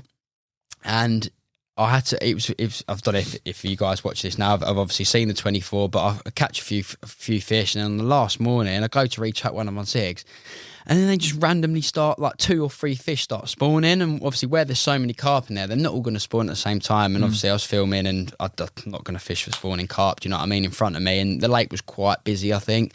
So I reeled in and I've gone home. Obviously down the other end, there's other anglers fishing where they're not spawning. So they're obviously not going to reel in because they don't know. But I've just packed up and gone. And I don't think Ken was going to shut it again because they'd spawned like 5 times. Yeah. And it was literally 2 or 3 carp, like in amongst the weed. I've packed up, gone home, and I got home. By the time I got there, I had a text. Dozer's just come out from down the other end, like wah, wah, wah. And I was just like, "How?" Like I had so much confidence I was going to catch it, and I'd formulated this plan, and I just almost sort of like knew it was going to happen. Yeah, and knew it was going to come out, and then it obviously did. So a lad called Jack who caught it, and he'd been fishing there for 5-6 years. He'd been after that carp, so I was mega made up for him that he'd caught it. But the thing with Dozer is, it's been known quite a lot when it comes out. So it won't come out for ages. It'll come out, then within 2 weeks it'll come out again. Then it won't get caught for ages again. And that was sort of one of the only regular patterns with that fish. And a funny story, another regular pattern with that fish is there's another one called the Sergeant. Now this is a mirror. Low 30s, again, really, really old carp, sick carp, such a cool fish. And there was a pattern emerging with that. Not many people sort of clocked on with when that fish would get caught, within a couple of days, Dozer came out. And this happened 5-6 times at the time I was on. I think Dozer got caught a few times. It's not a I don't want to sort of mug it off, but it's not that hard. It's not the Burfield Common. It's not the Burfield Common, exactly. Yeah, it comes out probably 4 times a year, 5 times a year sometimes. And I thought, like this, it was a bit of a weird coincidence how Sergeant would get caught and then this would come out. And I thought, not a lot many people clocked on. So it was like Dozer had got caught by this lad called Jack. I'd then come back a few days later, I got back in a swim, baiting, started catching carp again from the spots. And I think I was on like 20-something fish by now. A few of the nice ones, some ones I wanted. I had quite a few repeats. And it was it Charlie's birthday? I think it was Charlie's birthday, and we'd gone down for a social, and he jumped in a swim couple up from me, got the rods out. Within 2 hours, bang, I'd had Sergeant. And I'd already had it the year previous. Oh, so you'd had it already? I had it already, sorry, yeah, the year prior. And again, funny story with that is, it came out, I went to trade show, and by the time I got to trade show, lad called Nicky Onslow, he'd had it in the net. So there was this pattern emerging, and it loves a moon as well, loves a moon. And then when it come to the 3rd year, I'd obviously caught the Sergeant on Charlie's birthday, and I thought, Dozer's been out like 10 days ago, and I've just caught the Sergeant, but it's always happened. Every time Sergeants came out, Dozer comes out. But the only thing is, it never came out the same swim. So Sergeant would come out of one swim, Dozer would come out of another, whether it was 3 swims up, 5 down the other end of the lake, whatever, it'd never come out the same swim. So now I'm sort of catch-22. I'm thinking, I've got this swim absolutely rocking, like both spots on fire, getting bites on the zigs amongst them as well. Just caught the Sergeant off the spot. And by this point, I was fishing, I think I remember taking off the left-hand spot that did all the bites the 2nd year. I was now fishing, I mentioned earlier, 2 rods tight on this one spot, baiting it. And I said, I'd caught Sergeant. I think I'd had another one that night. And then I wake up in the morning, nothing, and I thought, it's got to happen. Surely Sergeant's never come out and Dozer hasn't. So I went away and I thought, right, that's it. Like, I think I was away for a night, 2 nights, whatever, and I was coming back to do another overnighter. And I got down to the lake, pulled up in the car park, and as you stand at the gate, I've sort of looked across and you can see the rope swim, and it was empty. I thought, oh, brilliant, like, this is it. Like, but then I've got in my head, Dozer's never come out the same swim as the Sergeant, so what do I do? Like, I'm spanking him in this swim. I've been baiting it every 2 days. It was getting a bucket of bait, whether I was fishing or not. I'd come down, spod the granny out of it. I was giving him a hell of a lot of bait, and I turned up in the swim. I didn't even, like I say, I was so confident I was going back in there. I didn't even bother looking around the lake. Just got my barrow, I walked straight into the swim. And I've stood out and I've looked at the weed and I did not see a single carp. And every session I'd done that year, You said, I'd seen carp. And I'm thinking, what the fuck? Like how? Where are they? Like the weeds, I can see all the weed. It's not all gone yet. Like I've caught Sergeant 2 days ago. Every time I've come down, I've seen fish boshing, cruising, whatever. And there's nothing here. And I remember like sort of walking out into the water a bit, looking down to the right hand side, and I've seen like 3 or 4 show down by the island.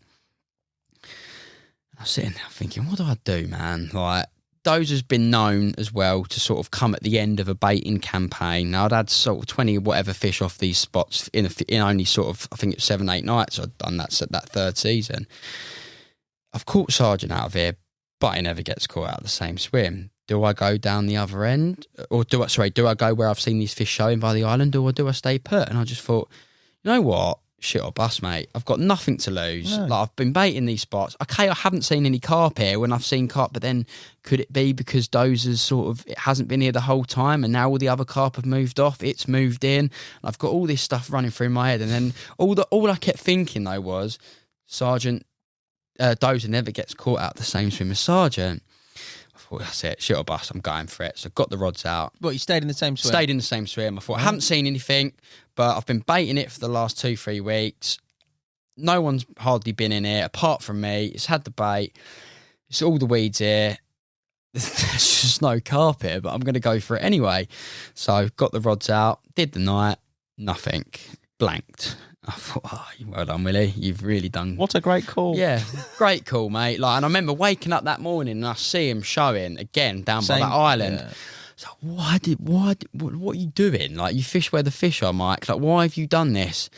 I mean, made a cup of tea, walked out to the rod, sort of looking at, and the spot that I had the 2 rods on, it was flat morning, and you could always, if there was fish on that spot, you could bet a bottom dollar you'd see fizzing. 9 times out of 10, you'd get liners, you could look out, but no liners. Looked out to the spot, no fizzing, nothing. And I thought, it's 6:30. Like, I've got to pack up and go work in like literally an hour. We sat down, had a look on my phone, whatever, text a few people, and then I think I made another brew, just as a sort of ding, ding, ding, spoons going around in the mug, sort of brew in the bag. I've looked out and there's the middle rod to the left-hand one on the spot. Just the bobbin's just pulled up, and then the reel, where I'm fishing locked up, the reel started going towards the buzzer. It's like, lovely, I've got a bite, brilliant. And although I'd been thinking so much about Dozer, when I picked up the rod and it just felt like it was weeded. Like it was sort of quite like shaky and sort of in amongst, and then it went solid in the weed, and I thought, oh, it's pasty or something. Yeah. Do you know what I mean? Like, it's not. Anyway, sort of like it's 7:30 in the morning, like standing there in the waders, sort of playing this fish, not thinking too much of it. And then all of a sudden, it's sort of like kited round to the right, and there's a big snag that comes out in amongst the rope swim and a swim called Muds. Big old snag, and it's just kiting and kiting and kiting. I'm thinking, it's not banged its head anymore since the weeds come off it. It's staying deep and it's kiting. Oh shit, like this could be a big one, do you know what I mean? Like, and it just felt heavy, mate, but I wasn't 100% sure, because they say there was so much weed in there, mate. There was weed on my line, but I didn't know how much was on the fish, and they sort of managed to steer it away from this snag. And as it's come up, there's a big ball of weed, and then, mate, this towel. And I said earlier, like, Dozer's towel is ridiculous, and this towel's just flopped out the water, because I couldn't see its head or most of its body because it was covered in weed. Yeah, thinking, yeah, okay, there is a lot of weed on it, but it's also a chunk. Like, and I see it was obviously a common when the towel come out, and there's another 2 big commons in there, Silver and Grants, which both do 40 right time of year, but Dozer by far has got the biggest towel. So I've seen this towel come out. I knew I was playing Dozer at this point.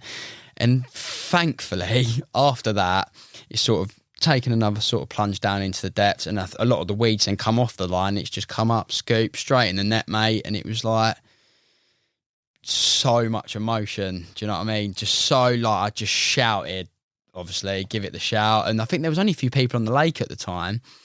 And I remember just sort of plugging the net in the bottom, and obviously because I was doing the blogging, first thing got the video camera out, and I remember my video camera was like this. Yeah. Like I was shaking, mate. I couldn't believe it finally happened, and say to catch it, everything just aligned so perfectly, and I knew I was going to catch it, even though Jack had caught it 2 weeks prior when I really thought I was going to catch it. I still kept that faith and that hope that I'd formulated this plan. I knew what I was going to do. I stuck with it, fished how I wanted to fish on the bait, the rigs, everything, and it all just aligned on that morning, 16th of July, I think it was, last year. And it was like, 2 weeks into the third season, I'd finally managed to catch it.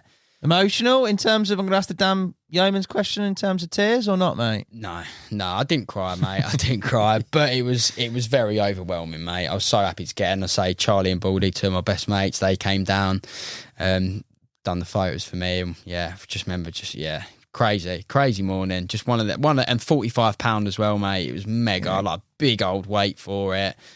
Just one of them mornings that carp fishing dreams are made of, mate. And since then, I haven't had the bug really, because it's so, do you know what I mean? It was so much. Yeah. I put so much into it for so long, and because I only fish one lake a year, so I'd join in the July, I'd caught it 3 weeks in, 2.5 weeks, 3 weeks in, and I didn't have another ticket.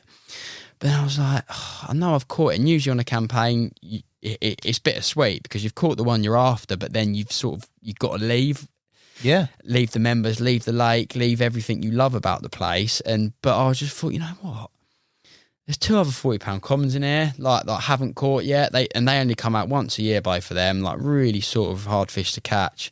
And I thought, I'm just going to stay on. But then I think I ended up doing like another 6 or 7 nights that season. Say a lot of things going on that we'll talk about, obviously coming up as reasons why I didn't do a lot of fishing the rest of that year. But it is job done as well, isn't it? It was job done, mate. It was job done, and there weren't that same fire and drive to go back. Even though I loved the place still, all that was on the menu every time was Dozer.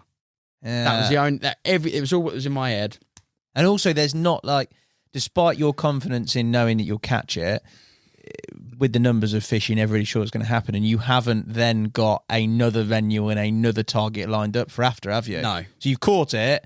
You're like, oh, I've now actually caught it. It's happened. I've not got anywhere to go for another target. There are a couple here, but they're not quite got the significance of that fish, have they? No. And that was it. Yeah, it was sort of, moved on to other fish. Like I say, we'll talk about it in a bit, but there's reasons as to why as well. Obviously, of course. I didn't fish, but and since then, mate, I sort of joined sort of a club water this year, obviously for the surface fishing, but I just haven't got that same. No, but it's not. That's like a 3-year stint. Time, effort. You've enjoyed the whole. Put everything into it, mate. Yeah. And there's a lot of nights, a lot of baiting, a lot of walking, a lot of sleep, like a lot of early mornings, and there's so much that went into that. And I think I just knew this year I wouldn't have the time to dedicate to do that all over again on another water, and I think maybe it's strange. Maybe that's why as well I haven't had the drive and the bug to go fishing this year, because I haven't really. I want to catch £40 off the surface, but they're club lakes and they're so fucking busy, man. Like I just can't deal. Yeah, can't deal. Yeah. Like, and I think I haven't really got a proper target, but. When you've got time, there'll be something that crops up either on Instagram, a picture, or your mate, and you'll be like, you'll be the same. Yeah. It just happens, doesn't it? Like, organically. And there is. I've sort of got this couple of waters I've got sort of in my sights for the next few upcoming years that are definitely in some incredible fish I want to target. But no, it's top quality work, mate. A lovely, like a nice. Nothing beats a campaign when you go through it. If you catch it first bite, it's not the same. No. But that also. And it being documented in diary form and on a video, which will be on Nash TV, mate, you can't beat that. Can you? It was really cool because at the start, Dan's got I've told Dan about the ticket, and Daisy's like, "You gonna film it?" It's like, what? Give me a camera then. Yeah, so he's brought me like a Sony video camera and tripod and all this, and sort of. I was a bit lazy with it sometimes, and since then, like Dan when Dan went through the footage after I'd caught it. He was a bit like, well, did you not get this and not get this? And I'm just like, bruv, like, I just wanted to go fishing, man. Like I didn't want to. Yeah. I was when I was there, like I was in the zone, mate. And Charlie used to say it as well. He's like, when I was surface fishing, he was like, I couldn't even talk to you, mate, because I just don't. I'm in the zone. Do you know what I mean? I'm at war. I'm fishing, like, and that was the thing with. I couldn't be bothered to set the tripod up and get the camera. But every fish I documented, all sort of the key moments throughout the campaign were documented. So yeah, we've got a really nice film, mate, and I'm looking forward to everyone sort of seeing it. Because I don't know. I might be wrong here, but I don't remember ever seeing a fishing film where someone's documented. I literally documented the day I was driving to the lake to pick my ticket up, all the way through 3 years later. Mad. To actually catching the target that I mentioned I was going to do on my drive to the lake to get the ticket. So I don't know. There may well have been that I haven't seen, but I just thought it was a nice concept, and yeah, something the lads have worked really hard on editing. They came down throughout the 3 years to do a bits and bobs to camera. So there's loads of nice footage throughout it. Me with air, me without air. Well, it's a piece of carp fishing history in terms of Essex, the fish, but it's also a piece of your personal carp fishing history. Mm-hmm. So to have it on film you can't beat that, mate. It's brilliant. So I watched the first edit, I think it was 2 weeks ago, and sent Brad Chambers, who's editing it, sent him a few changes, but I was really happy with the first edit. The footage is in there. It sort of really shows the ups, the downs, the sort of the effort that was put in, and just shows the stock of the lake, mate. Like the fish in there are awesome, man. There's such a variety. Yeah, like it literally is like a box of chocolates, mate. Like every bite is different. Like it's got. I think that I was trying to work out the other day with my mate Baldy that we think there's like 7 different types of carp, like strains of carp. You got Gratties, you got Simmos, you got VSs, you got some proper old ones, and it's just the fish in there are banging, mate. Good work on there, mate. I love that chapter. I'm looking forward to seeing the video, mate. Now then, mate, what we have got to talk about, aside from epic campaigns, is life. And your life, we'll hold off the shock announcement for a very short period of time, but your life is changing, but has changed very recently. Yes, I got married last Sunday. Yes, last Sunday. I've lost track of days. I've only just come back to work. So last Sunday I got married. Amazing. Best day of your life? Best day of my life. Better than catching Dozer? Yeah, 100%. Did you cry? Yes. Yes, I did. Go on, boy. To be fair, the most I cried at was when my 2 best men did their speeches. That's what done me, and saying our vows, that done me as well. But it was funny actually, because before the wedding, I got like the photographer brought over this little bag like with a present in that Frankie got me, and she'd brought me a hanky. And like with this nice saying on it that we always say to each other, and I was thinking, she wants me to cry. She's brought me that because she wants me to shed a tear, and I'm stubborn, so I didn't. If I don't cry here, this is going to be the quickest marriage divorce in the world. But awesome day, mate. The only negative is it went too quick. Yeah, it does. Just goes so quick, mate. Like everyone says to me, like on your wedding day is the best day of your life, but the quickest day of life. And I'm like, surely it can't go that quick. Like, but it was nice because I got married on the Sunday. I had sort of a weekend just with my close boys before that, like my groomsmen. So we went up to London on the Friday night, and then go-karting Saturday. Then went out for a nice steak on the Saturday night, and then my mate, he's just got a brand new Porsche, so he lent me his Porsche for the weekend. So I was sort of gatting that about left, right and centre. Gatting? So it was gatting. What is that? Gatting, the only gatting driving I know is that fast. Cricketer. Like gatting, mate. Gatting about. It's just Essex, Wilson lingo. So Essex, mate. What was that word you told me? You told me at horse. This is completely off topic. Horseshoe junior camp. What was it?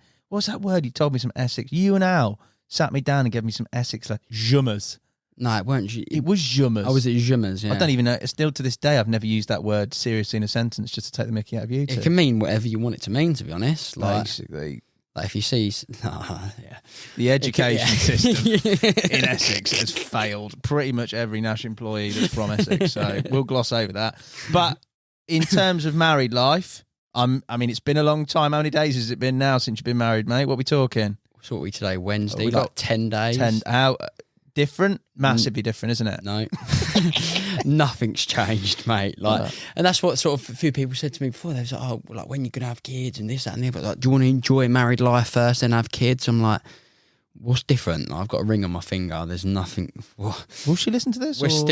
Will she? No, she'll completely 100% agree, mate. Right. We said the other day because our mum rang us and we went away to a spa up in Newmarket for a couple of days after we got married, and her mum FaceTimed and stuff. Then she was like, anything different? Like, nope, still an old married couple, like still the same as we was before we had a ring on our finger. Just now, hell of a lot. Not obviously saying debt, but we're not in debt because we paid for it, but a lot skinter. Yeah, exactly. yeah.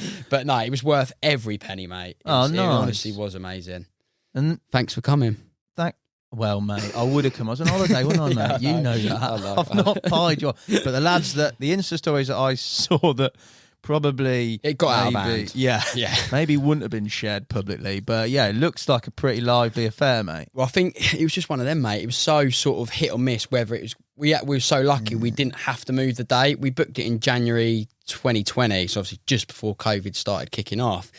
And we never moved the date. We sort of kept stuck to our guns and thought that we're going to be all right. And thankfully we managed to have the wedding that we dreamt of. And what about honeymoon? You said you got the spa. Are you doing anything? December 27th for going honeymoon. Yeah. Where are you going? Sri Lanka, Maldives and Dubai. Go on the boy. Yeah, and I've also, one of my groomsmen, he brought me a skydive for my wedding present in Dubai. So I've got a skydive to do over the palm at the end of it. And I am shitting myself. Yeah, I was going to say, I bet the life insurance policy's pretty tied up, mate. She's ready for that, isn't she? Well, she's coming with me, mate. Oh, is we're she? jumping together, yeah. Oh, right. Yeah, you got it for both of us. But it's just like, I've always wanted to do a skydive. It's on my bucket list. And he actually asked, it makes sense now because he was around for a barbecue a few weeks prior to my wedding. And he's gone, we're chatting about, so with me and my missus got like this manifestation board in the kitchen, like with all the stuff on our bucket list and stuff we want to do and together and things we want to do, like achieve in life. And one of them on there is skydive together. And he's obviously seen that.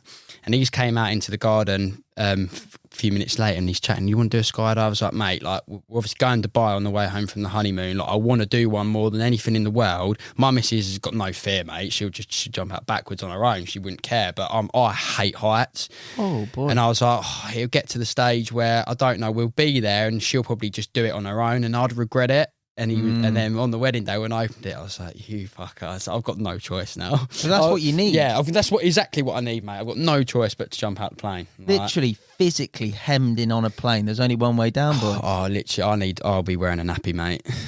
I'll be fine, mate. No, it's scary. It's scary though, mate. Like I'm just like, what if the parachute don't open? What if this? That? And I spoke to Reedy about it because he's done a skydive. I've done a skydive. The worst person to speak to probably would be somebody who's done a skydive, mate. What? I'm joking. Nah. Have you done one? You have done one. I've done one, mate. I did one in New Zealand. Amazing, but like brilliant. But I think when you're that high up, you don't actually have much perspective of how high up you are. You're high, yeah, but you're not like, oh, this is 35,000 feet. It's like 15,000 feet, I think I did mine. But you get a decent free fall. Still fucking high enough. It's high, but you don't have that. You know when like people are scared of heights, they're like on the top of a building, or you can see. Yeah, I know what you mean. Yeah, it might be. Hopefully, it is different because that's my biggest fear, mate. And you done a bungee jump? No.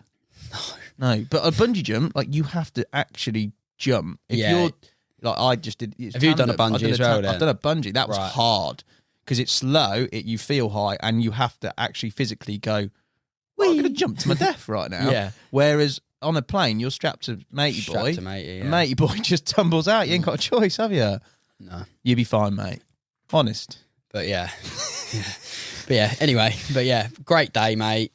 And yeah, so it got out of hand. And I think because of COVID, everyone was together again. So, and I mentioned it in my speech. And I think at the end of my speech, I literally said all the thank yous and the comments to everyone and this, that and the other. And at the end, I actually stood up with a nice pint of chalice of Stella. And I was just like, at the end, I was like, this ain't just a wedding. It's like, this is going to be a goddamn fucking party. Yeah. And boy, was it, mate. Like, it was just carnage. It got out of hand. All the work lads turned up in the evening. It got out of hand very quickly, put it that way. Good, mate. Good. But yeah, it's been a stint, mate. As you say, you've had it there for a while and it's... Yeah, 18 months of planning and then... Bang. Yeah. Gone. Over in a day. But yeah, so it's nice. We've got the honeymoon in December. So we've got that to look forward to. So it's sort of not all over just yet. And a couple of little Wilsons knocking around. Mate, yeah. Due course. I hope so. Now, I sort of get it big and done as a start. And it is pretty... I was shocked when I heard this, really, mate. tell everybody your big exclusive dun news, mate. I'm leaving. I'm not leaving. I'm not fucking leaving. No, I am. You actually are leaving Nash, mate. Yeah, I handed my notice in 15th of June, I think it was. So yeah, a couple of months ago now. But I finish. I've got, as we sit here today, I have 7 days left in the office. Have you got 7 days in the office left? 7 days. I was genuinely shocked. You sent it through on the old WhatsApp group. Yeah. And I was like, he's having one. It's like April the 1st or something. I've lost my days. And you were like, no, it's genuine. I'm off. And then we've chatted, obviously, on the phone and in the office with regards to it all. But for you, talk to the public about why you're going while I find a tissue and dry my eyes once again. At least you're drying your eyes, mate. Yeah, it was a tough decision. It was a tough decision. I've been Nash now since I was 17 years old. I'm now 28. Been in through the highs, through the lows, watched the company grow significantly. Obviously played a part in that. But truth be told, I'm bored. Yeah? Yeah. I want something new, mate. And you're obviously thinking, what company's he going to? I'm not. I'm leaving the industry. Hey, no one will have him. Yeah. I'm leaving the industry. I just want to change, man. I just want something. I've done it for 10 years now. It's all you've known, really. It's all I've known. Like I came out of college, worked in a tackle shop for 2 years. Well, sorry, I was working in a tackle shop while I was at college as a weekend boy, and then sort of left. And because of college, I got the job at Nash.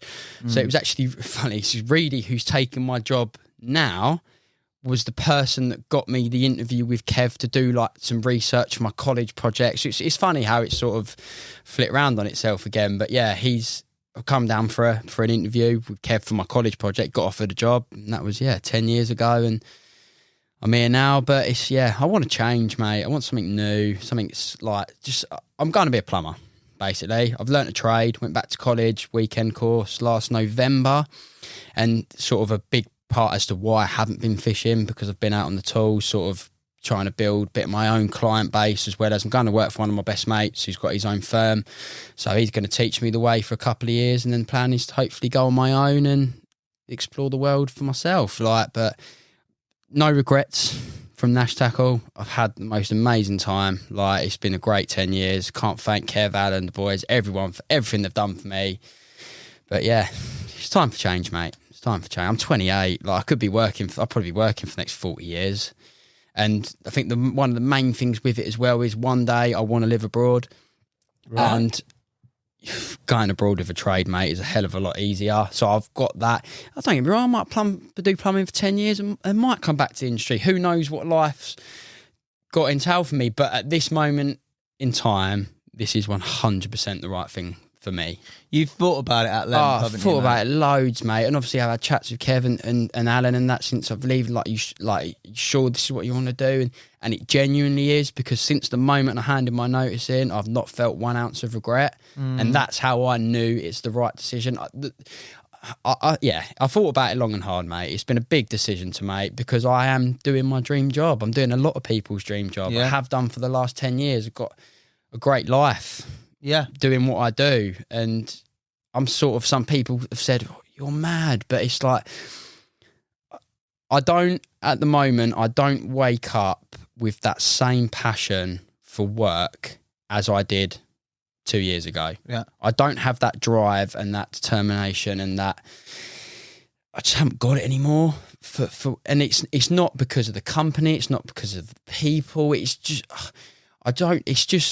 it's just time for change, mate. It's just something I just know this is what I need to do for me personally. Totally. I think life goes in phases for everybody, yeah, mate. Exactly. And you're at one of those phases and those crossroads where you made the call, and as long as you're happy with that, then that's the most important thing. Anything, do you think, to do with lockdown and periods of time over that? Massively to do with lockdown, because when I was obviously furloughed, the company was shut for X amount of time.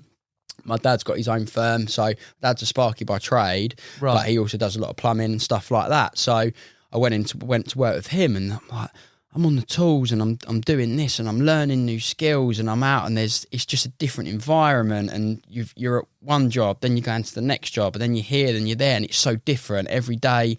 Okay, my job at Nash is different, but I'm still driving down the same road every morning. I still flick the same kettle when I get into work. I still sit at the same desk. Do you know what I mean? It's so repetitive, and I've done it for 10 years. And I just need change. I need change. And yeah, lockdown definitely is what I thought about it before lockdown, like, because a lot of my close mates now, they've all got their own firms. Like, one's a Sparky, one's a Chippy. Yeah. I've got an architect, one's an architect. So we've all got, and the only one there wasn't was a plumber. And it was always in the back of my head for so long. And then going to work with my dad through lockdown, I was just like, yeah, this is a whole new world that I've never experienced. And I fucking love it, mate. I love getting stuck in. And I think that's sort of why I chose the plumbing route as well, because with design, you sort of have a concept, you draw it on paper, then it then comes to fruition and you see a final product result. And with plumbing, it's the same. You do a bathroom rip out, you got a photo from what it looked like before and after, and it's that sense of like, yeah, you're proud. Do you know what I mean? You've achieved something, you've done something good, and I love making people happy as well. So, and helping people. So when that phone, I think I'll feel so much joy from old Julie around the corner, bless her, whose pipe's gone bust and her house is flooding, and you go around there, fix it up, and she's so appreciative that you've helped her. Do you know what I mean? I like helping people as well. So yeah, I don't know. There's so many. Don't get me wrong, mate. 6 months' time, I might be fucking banging on Kev's door, crying my eyes out, going, "Please take me back. I hate it. No, I won't. But I know it's the right decision, and I'm so excited for my future. Good, so mate. Excited. You said that, we talked about it, and it was one of those where I thought, when it first came through, I thought it might have been a flippant sort of reactionary decision, but then after speaking to you at length, mate, you've thought about it, you've been through the ins and outs. Massively. And I think, and I said this to you before, it's not about where you work, it's about the person, and you're a mate, and it's the most important thing is that you're happy, mate. Your life is definitely sort of come into a different sort of era for you with being married, with all this. But yeah, essentially, mate, it's happiness is the most important thing. However you find that and however you go about that, you'll be right. And everybody here supports that 100%, mate. You've done an incredible job over the years. On a personal level, I'm gutted, mate, because we have a frigging good laugh. And you've only just started. It's hard because I've known you for what now? 6 years, probably. A long time doing the AD lives back in the day and stuff like that. We've obviously had a good relationship for long, and you've only started here full time 6-7 months ago, and you've done me, mate. Now I'm leaving, but the thing is, this is what Henry said. He was like, oh, mate, he was like, I'm actually genuinely gutted that you're leaving. I was like, mate, I'm gutted. He was like, I'm not going to see you. I was like, mate, I live 3 miles away. Yeah. Like, I literally live 3 miles away. I'm going to be driving past, and Kev's asked me, Henry's asked me, I'm still going to stand with Nash as a consultant, and when I go fishing, I'll still represent the brand, because it's a brand I've put so much love and effort and time into over the last 10 years. It would be very hard for me to just leave it, drop that. I'm not burning any bridges, mate. I'm not. Do you know what I mean? Nash is my family, man. Like I've got so many good friends here. It's not I'm leaving because I want to go to another company. I just want to do something new. Hard going into Kev and Al's office and sort of. So it was Kev that I actually handed it into. I was shitting myself, yeah, but I wasn't shitting myself in the fact that I thought he would go mental, because if I turned around and put my notes on his desk and said I'm going to a competitor, then I would have been shitting it a lot more. But the fact and he completely stood by me, appreciated what I was doing, wished me well, and took it absolutely fine, mate. Took it absolutely fine. I've got a lot of respect for Kev. Kev's got, hopefully, I'd like to think, a lot of respect for me. So Al the same? Al exactly the same. So Al was actually away filming at the time, and I told Nashy, and the next person I wanted to tell before anyone else was Alan. So I said to Kev, I said, before it gets out, can I please be the one to tell Al? Because I feel like I owe it to Alan, obviously, because I've worked with them two the closest the last 10 years. And sort of got hold of Al and told him, and it was a bit sort of awkward on the phone, but told him, then obviously let all you guys know. And then I saw Al the week later, and he gave me a big cuddle and said, it's shit that you're going, but he's a good mate. I'm for sure going to be at all the parties still if I'm invited. I'm sure going to pop into the office for a cup of tea, like whenever I can, and still come see you boys. It's and not do my bathroom up north. Yeah, fuck that. It's too cold up there. I was trying to bloody get him on camera, mate. That is poor. My missus will hate you for that. Do you need it done, yeah? No, but I will do by the time you're qualified, boys, so you can get around. Nah, but I think, I mean, we'll talk a little bit and reminisce about sort of some of the stuff that's gone on for you personally and over your time. But I think everyone will say, mate, you've been a mega part of sort of the Nash creation, development and sort of prosperity over the past 10 years since you started pretty much. But product development or product innovation or whatever you want to call it is fundamental, because if the products aren't there, you ain't got a brand. You ain't got a brand, mate. So I think whatever happens, regardless, if you stayed on, if you come back, if you become the best plumber in the world, I think you've done an incredible job, mate. So fair play, big love, as we would say. Looking back, what sort of stands out for you over that time? There's loads that you've done, that you've sort of been through. Let's talk about product. Okay. Give me the product or products that you were like, yeah, mate, I did that. I was part of that. I'm well happy.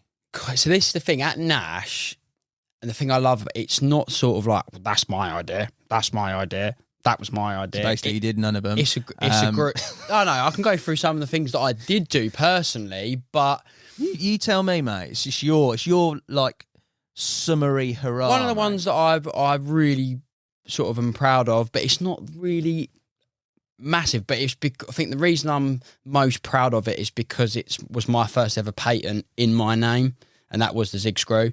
So that was definitely a proud moment for me. To get a patent in your name is pretty cool, I think. Yeah. Like, because it was my idea, and they're still said they're nuts. They're really good. Yeah, they sell for fun. People love them. They're so easy to use, and that was sort of that's probably one of the proudest moments at Nash. And I say, just next proudest thing would be every year that you stand at that trade show and the customers walk through that door and they're like, I love this and I love this and we'll have these and with this and that and this. That's the bollocks, mate. But in terms of sort of a collective as all of us, it probably, obviously, when I first joined, Alan and Kev had just developed Scope. So it was just born. It was just sort of coming to fruition, and having the involvement with that brand through the years, so different luggage ranges and stuff, like having that involvement has definitely been up there because of how well that brand has been received. Like retractable rods, mate, have changed carp fishing. Like, everyone's on the bandwagon now. And we was the first to do it. It wasn't my idea, but I helped with the involvement of obviously the range and the rods and the cosmetics of the rods and the luggage and the clothing at the time and just loads of sort of. It's just so much, mate. There's so much that's happened over the last 10 years. Going to China was awesome. That's a culture shock. My first China trip was pretty cool, but I think I end up 8-9 times up in China now, sometimes twice a year, and haven't been obviously since lockdown. But what's China like? Some funny stories out there? Mental. Isn't it just culture shock crazy? Have you been? Have you? No, I've not been to China. Okay. It's mad, mate. I remember the first time, just the sheer amount of people, like how busy it is. Like, it's just busy, mate. But and how they don't crash their cars every 10 minutes. Like, they don't use indicators or anything. They just use their horn, mate. Like, so they just, everywhere is just, it's mad. The food's mental. Like, I remember one of the first restaurants we went into with a supplier. Went to this Thai restaurant, this beautiful Thai restaurant in this shopping mall. Got all this fish, and it's me and Alan sitting there, and I'm all new, and I was only like 19 at the time, so I'm all new to it, and sort of didn't know how to use chopsticks, and got Blair taking the absolute piss out of me because I can't use them. I'm like, well, I've never had to use them, so that was pretty funny. And then there's like all these fish on the table, and then they just start yamming the fish heads, mate, like eyeballs popping out left, right, and centre, and I'm just sat there like a 19-year-old boy, like, oh my god. Oh my god! Yamming at the fish heads. Yeah, literally whole fish heads, mate. Bosh in the mouth. Did you do it? No, did I? Fuck. No way. Alan, that was Alan's favourite part about taking me to China, like egging me on to eat all the horrible stuff, like, and what's the worst thing you ate out there, mate? God. Worst thing I've ever eaten in China. I'd probably some stuff that I've eaten that I didn't know what it was, but one of the something really horrible. It was like they come up and it was like, oh, it's fucking popcorn chicken, mate. Like naughty, Yes, go like on. buzzing. Like put a few, ate a few. It was like breaded, taste a bit chickeny, crunch. Oh no, crunch. no. I said to the supplier, I was like, what's this? She was like, oh, it's chicken with cartilage. And I'm like, oh, geez. Like, this ain't no popcorn chicken, man. Like, But I've eaten, some horrible stuff. Eel. I hate eel, mate. Eel? I like eel. Oh, I hate it. Smoked eel's not a bad one, no? Grim. Hate eel, mate. It's like one of the only foods I can't eat. I hate it. Just because I hate snakes, and I think because they remind me of a snake. Just won't eat 'em. But I don't like the taste of them either. But yeah, so many good memories, man. We like, especially going to like, so obviously in China, there's this place in Beijing called Silk Street.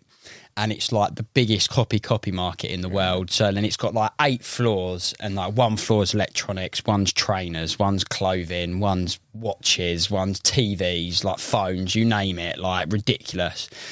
And yeah, the first time I ever went there was mental. Like me and Alan walking around, and like you walk in all these little booths, and like my mate, he's got like you ain't telling the difference. No. Like, and then one floor's obviously like Louis Vuitton handbags and stuff. But the trainers, like me and Alan, obviously Alan loves these trainers. I like not nowhere near into my trainers as much as like the likes of Alan and Ollie, but it's just so funny, like bartering with them, and then they're getting angry, and then they're calling their mates, and then you're like, oh, these are the wrong size shoes. And then they'll be on like the phone and then like it's just Chinese people running around left, right, and centre, and you get your money out, and they're like, whoa, and then you're trying to barter them down. And then there was this one pair of trainers that I really wanted. I can't remember what they were now. Really, really wanted them, and I put them on, and they were too small. And I was like, no, too small. I was like, size up. And he was like, yeah, size up. And I was like, okay, sweet. So he's taken the box, he's walked out. Within 2 seconds, he was back. I'm thinking, fuck me, he's got them quick. He's gone, size bigger.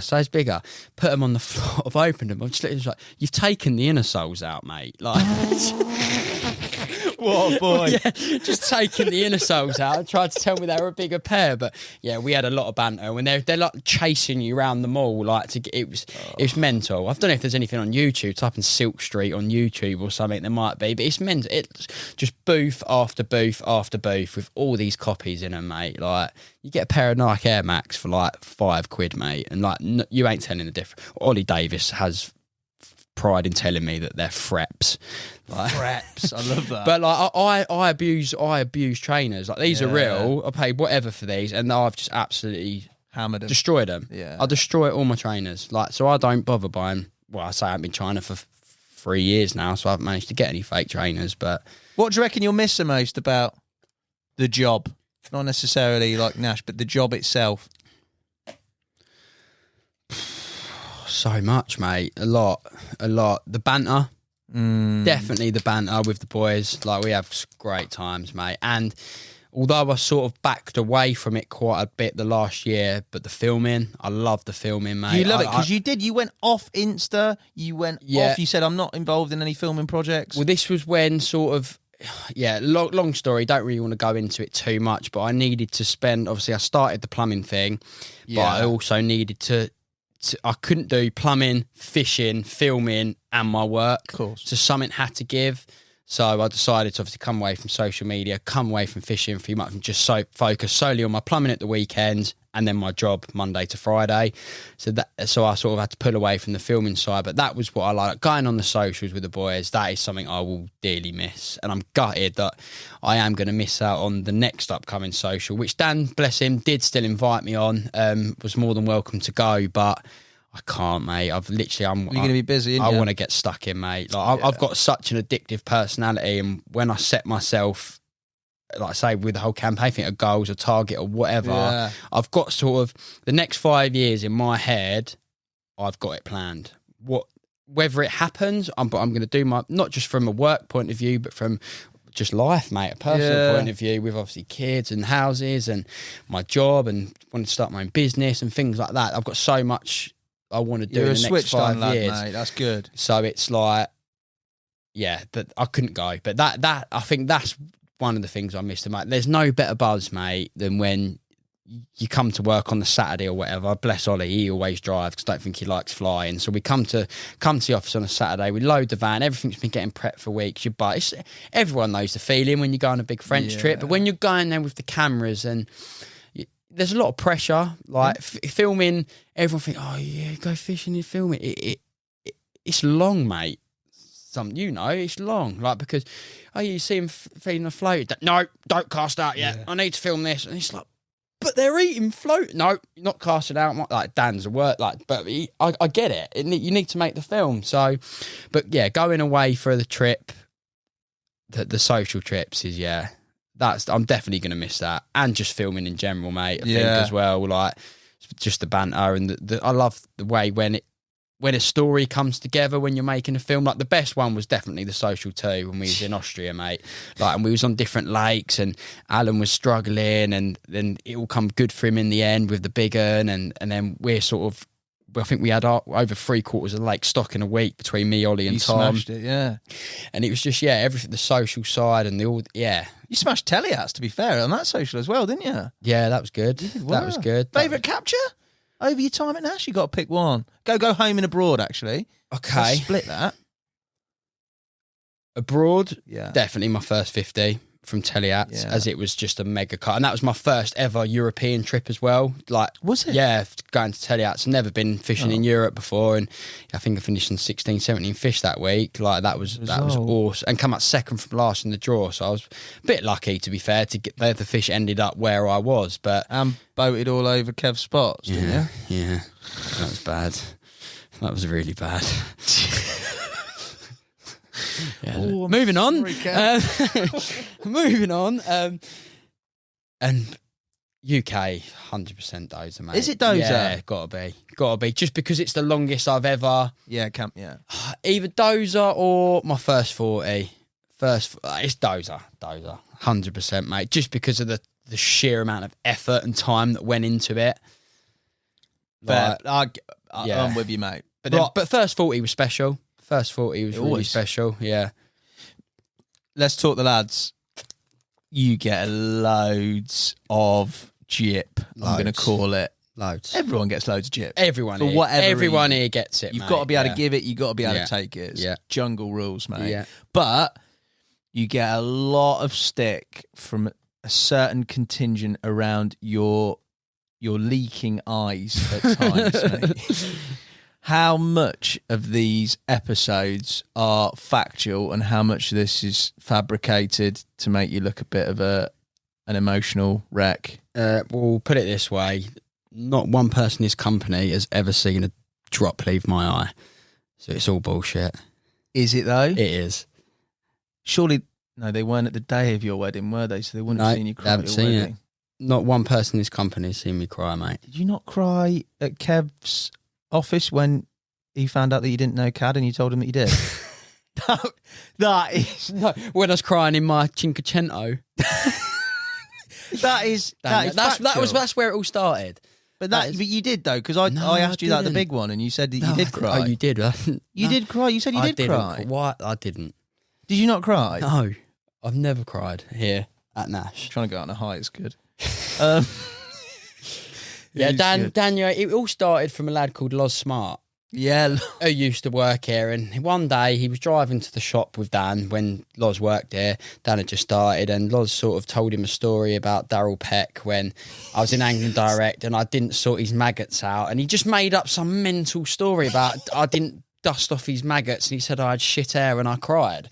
And Loz just made it up and said it to Dan, and Dan believed it. And ever since then, when Dan started the podcast, he started to make all these stories up back when I cried. Good one was the butterfly, or like the pond dip in there at Bluebell or something, when I wouldn't get into net Alan's fish. That's right, yeah. But Alan told me to get in the water and net his fish. I was like, bruv, I've got new train. I'm not getting in. You like, no. Alan loves getting in the water to net. You don't need to get in every time, but he just loves jumping in his trainers. I'm like, no, bruv, I'm not jumping in. Classic Wilson team player. Yeah, no. But you didn't need to. You didn't need to. And if it falls off, bruv, this is your fault. But yeah. So you're sticking with the line of you've never cried. The jury's out. It's up for you guys to decide. Show me evidence. You think that's true? Yeah. Innocent until proven guilty, innit? I'll let you off, mate. I will let you off. Yeah, mate, I don't really know what to say. I feel sort of bittersweet in the fact that this is the first and last time that you'll be on the podcast, unless you catch something mega in the future, which you might do, and I'll definitely have you back on as sort of a throwback. We could do Throwback Thursday. Catch Will's disease from someone's toilet. Will's disease. It's not mega, is it? No.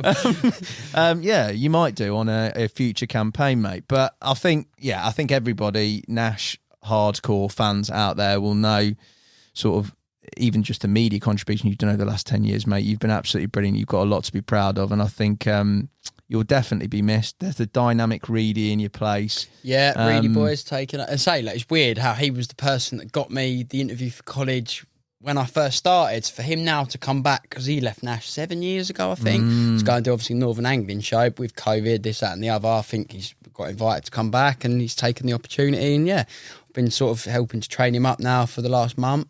Well, he's got no chance. If you're training him up, he's an absolute goner, mate. Yeah, maybe. But I'm joking. But nah, mate, you've done a brilliant job, and I think head held high and proud, and everyone loves you, mate, which is the most important thing, really. Thank you. Mate. Before I let you go, dry your tears and stuff. You've held it together well here, mate. You've done very well. I will give you a very tailored Nash quickfire questions, mate. Okay. Unless there's anything else you want to say to the adoring public. Love you all. Thank you for watching. Thanks for all the support and everything over the last 10 years, like in terms of filming, when I used to do magazines and just on social media, the follows and the nice comments, everything. Like, there's not really been much negativity at all, apart from getting selling like dwarf and shit like that. But it's not negative, mate, is it?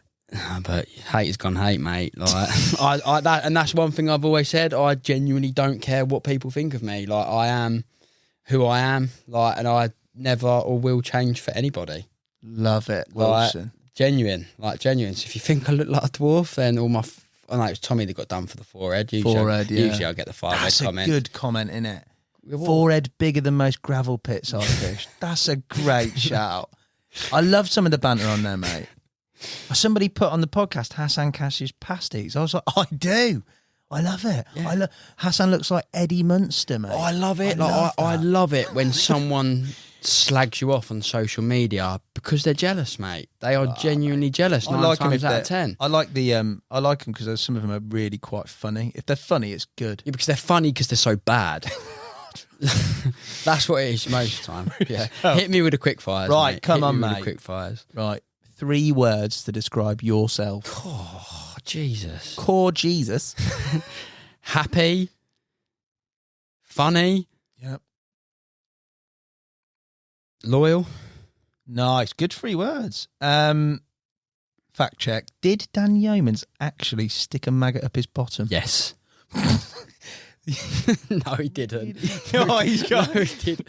If he admits on his next podcast that all these stories are made up, I will stand by that truthful answer. He on the Christmas podcast, you did say that he stuck a maggot in his bottom on a social, but this may I weren't even on the social either. That's absolutely brilliant. Because I had to get him back. Because that was like one of the first podcasts I think you took over when he did it before. So it was hard before because he edited them. So if I said anything about him, he'd just take it out.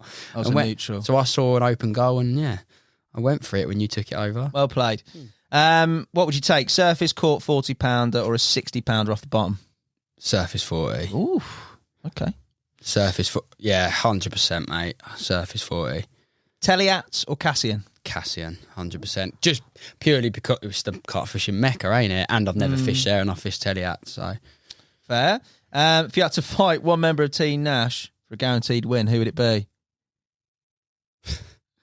Curly. Curly? He's slow.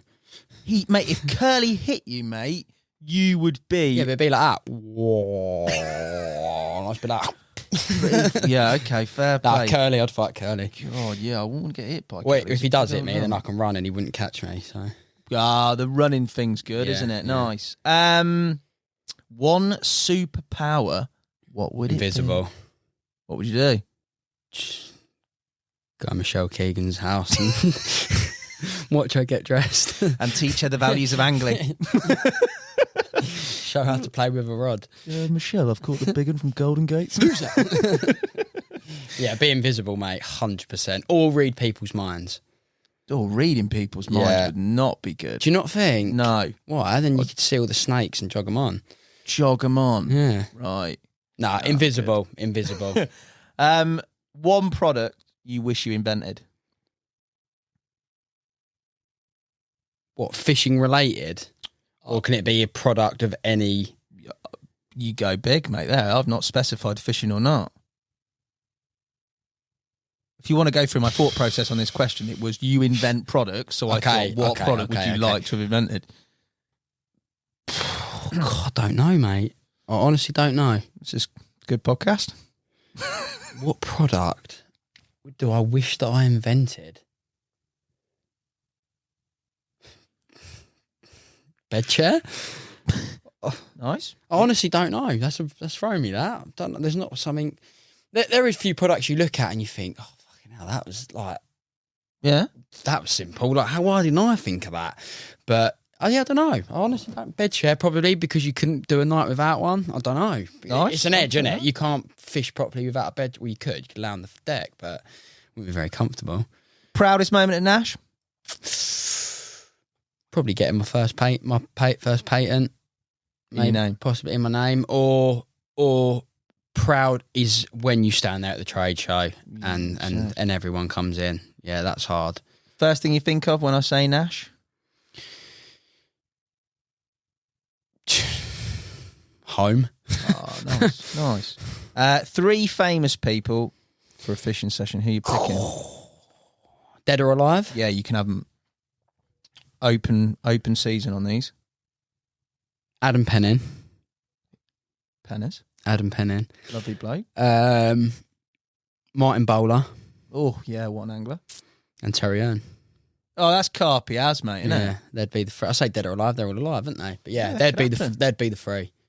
Definitely. I've always loved Pennin. I've never actually met him, but I just love... You not met him when he came in here? No, I weren't in. I was at the office that day.